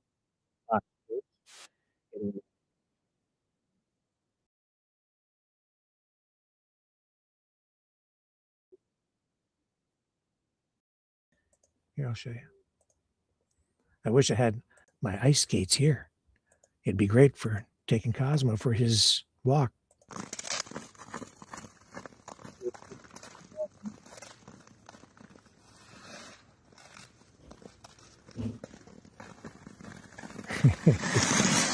Whoa! Wipeout! Now there's a true Kanekistanian. Don't let a little ice storm ruin your day. Just get out the skates and make the most of it.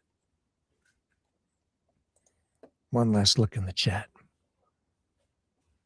Newfoundland last week had about 4 foot of snow. Holy smokes, really? Wow. Arthur. CBC Brown, 40 centimeters of snow by morning. Welcome to Canada in the winter. Yeah. Rosemary Clear there. Lindy is find out who wants to bring this in, and I do believe we'll have a solid answer on who the bad guys are. I guess that's the UBI thing, yeah. I don't know. Arthur says, Rick, please don't use that big blank machine you're referring to, the Hells Angels. Am I? Is that a thing? The big red machine. Oop, I said it. I didn't know that. I'm not that well versed in biker culture, that stuff. I didn't know that.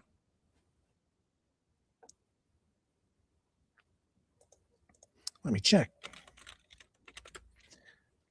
That's interesting. Big red machine. Is that a reference to the Hells Angels?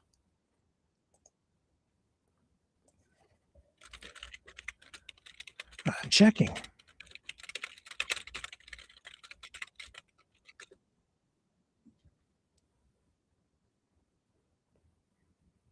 Yes, I didn't know that. I learned something tonight. A well-known alternative nickname and brand associated with Hells Angels Motorcycle Club. Well, that adds a whole other layer of irony to what we were talking about last night. Holy crapioli. The club's official colors are red lettering on a white background, hence nicknames like Red and White and Big Red Machine. Refers to the organization as a powerful, unstoppable entity. It's widely used on official support merchandise such as T-shirts, patches, hoodies, and other items sold through Hells Angels chapters and support stores worldwide. Well, I don't own any of that merchandise, so I didn't know that. This usage is distinct from other famous Big Red Machine references, like the dominant 1970 Cincinnati Reds baseball team, or less commonly variations on the Soviet hockey team's Red Machine. There you go. I learned something new. You guys are always teaching me.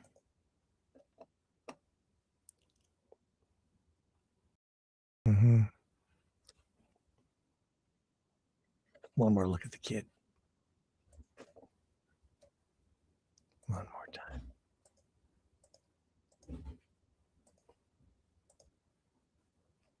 And okay, here we go.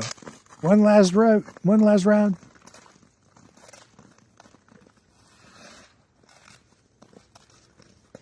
Is he going to fall again? Yep. Good one, though. He's a good skater. All right, what are we going to leave you with tonight? Thanks for putting up with me. Appreciate it as always. Thank you, Mavericks. Hang on a second here. Oh, computer's lagging right when I need it. Come on, I need you to perform. Why won't you work? I don't know. Here we go. Well, we have...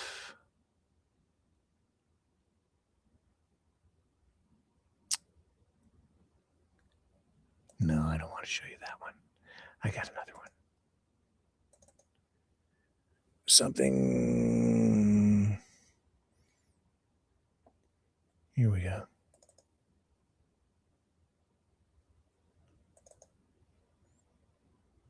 This one. I love this song. It's still Christmas, sort of. So I'm going to leave you with Snowman. Enjoy the snow. Enjoy the ice. Stay positive. See you guys back here tomorrow, 7 p.m. Eastern on the flip side.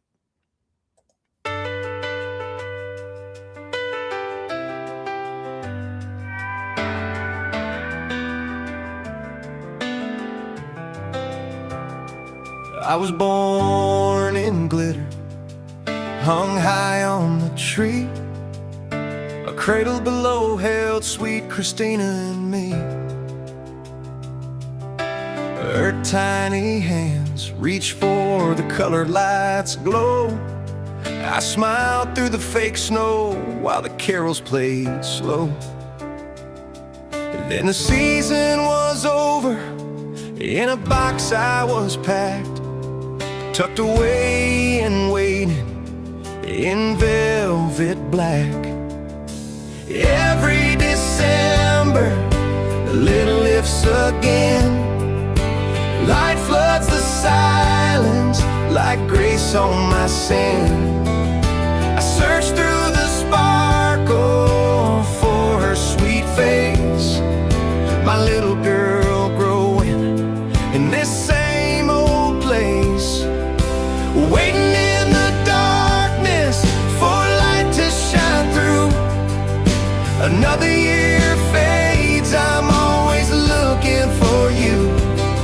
I love you, baby girl, you'll always be mine. The Christmas spirit's here for all time.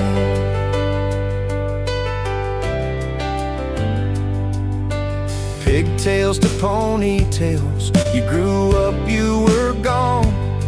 That cold Christmas smashed heart, it felt so wrong. Left in an attic with darkness my home, a forgotten snowman gathering dust all alone. 7 Decembers on the box shook and rose. Hands pulled me out, blinded by the glow. Same tree, same branch, but her eyes were brand new. A pink bundle sleeping, Lord, dreams do come true. Waiting in the darkness for light to shine through. Another year fades as I'm still looking for you. I love you, baby girl, you'll always be mine. The Christmas spirit's here for all time. She hung a snow lady right there by my side. Whispered he waited, teardrops she couldn't hide. Now 2 snow hearts sway where the tinsel is hung, watching her daughter reach like her mama once done. When they pack us together at the end of the night, we'll dream in the dark till next year's light. Waiting in the darkness for light to shine through. Another year fades, but my love still burns true.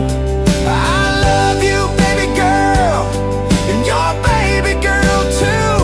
The Christmas spirit's here for all time.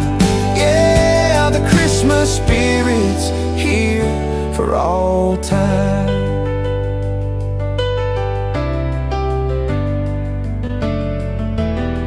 shake us again. Watch the glitter fall slow.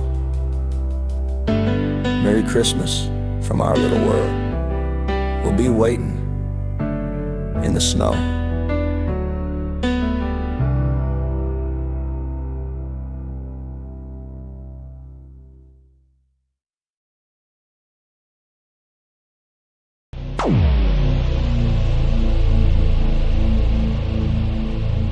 This has been a Maverick Multimedia production.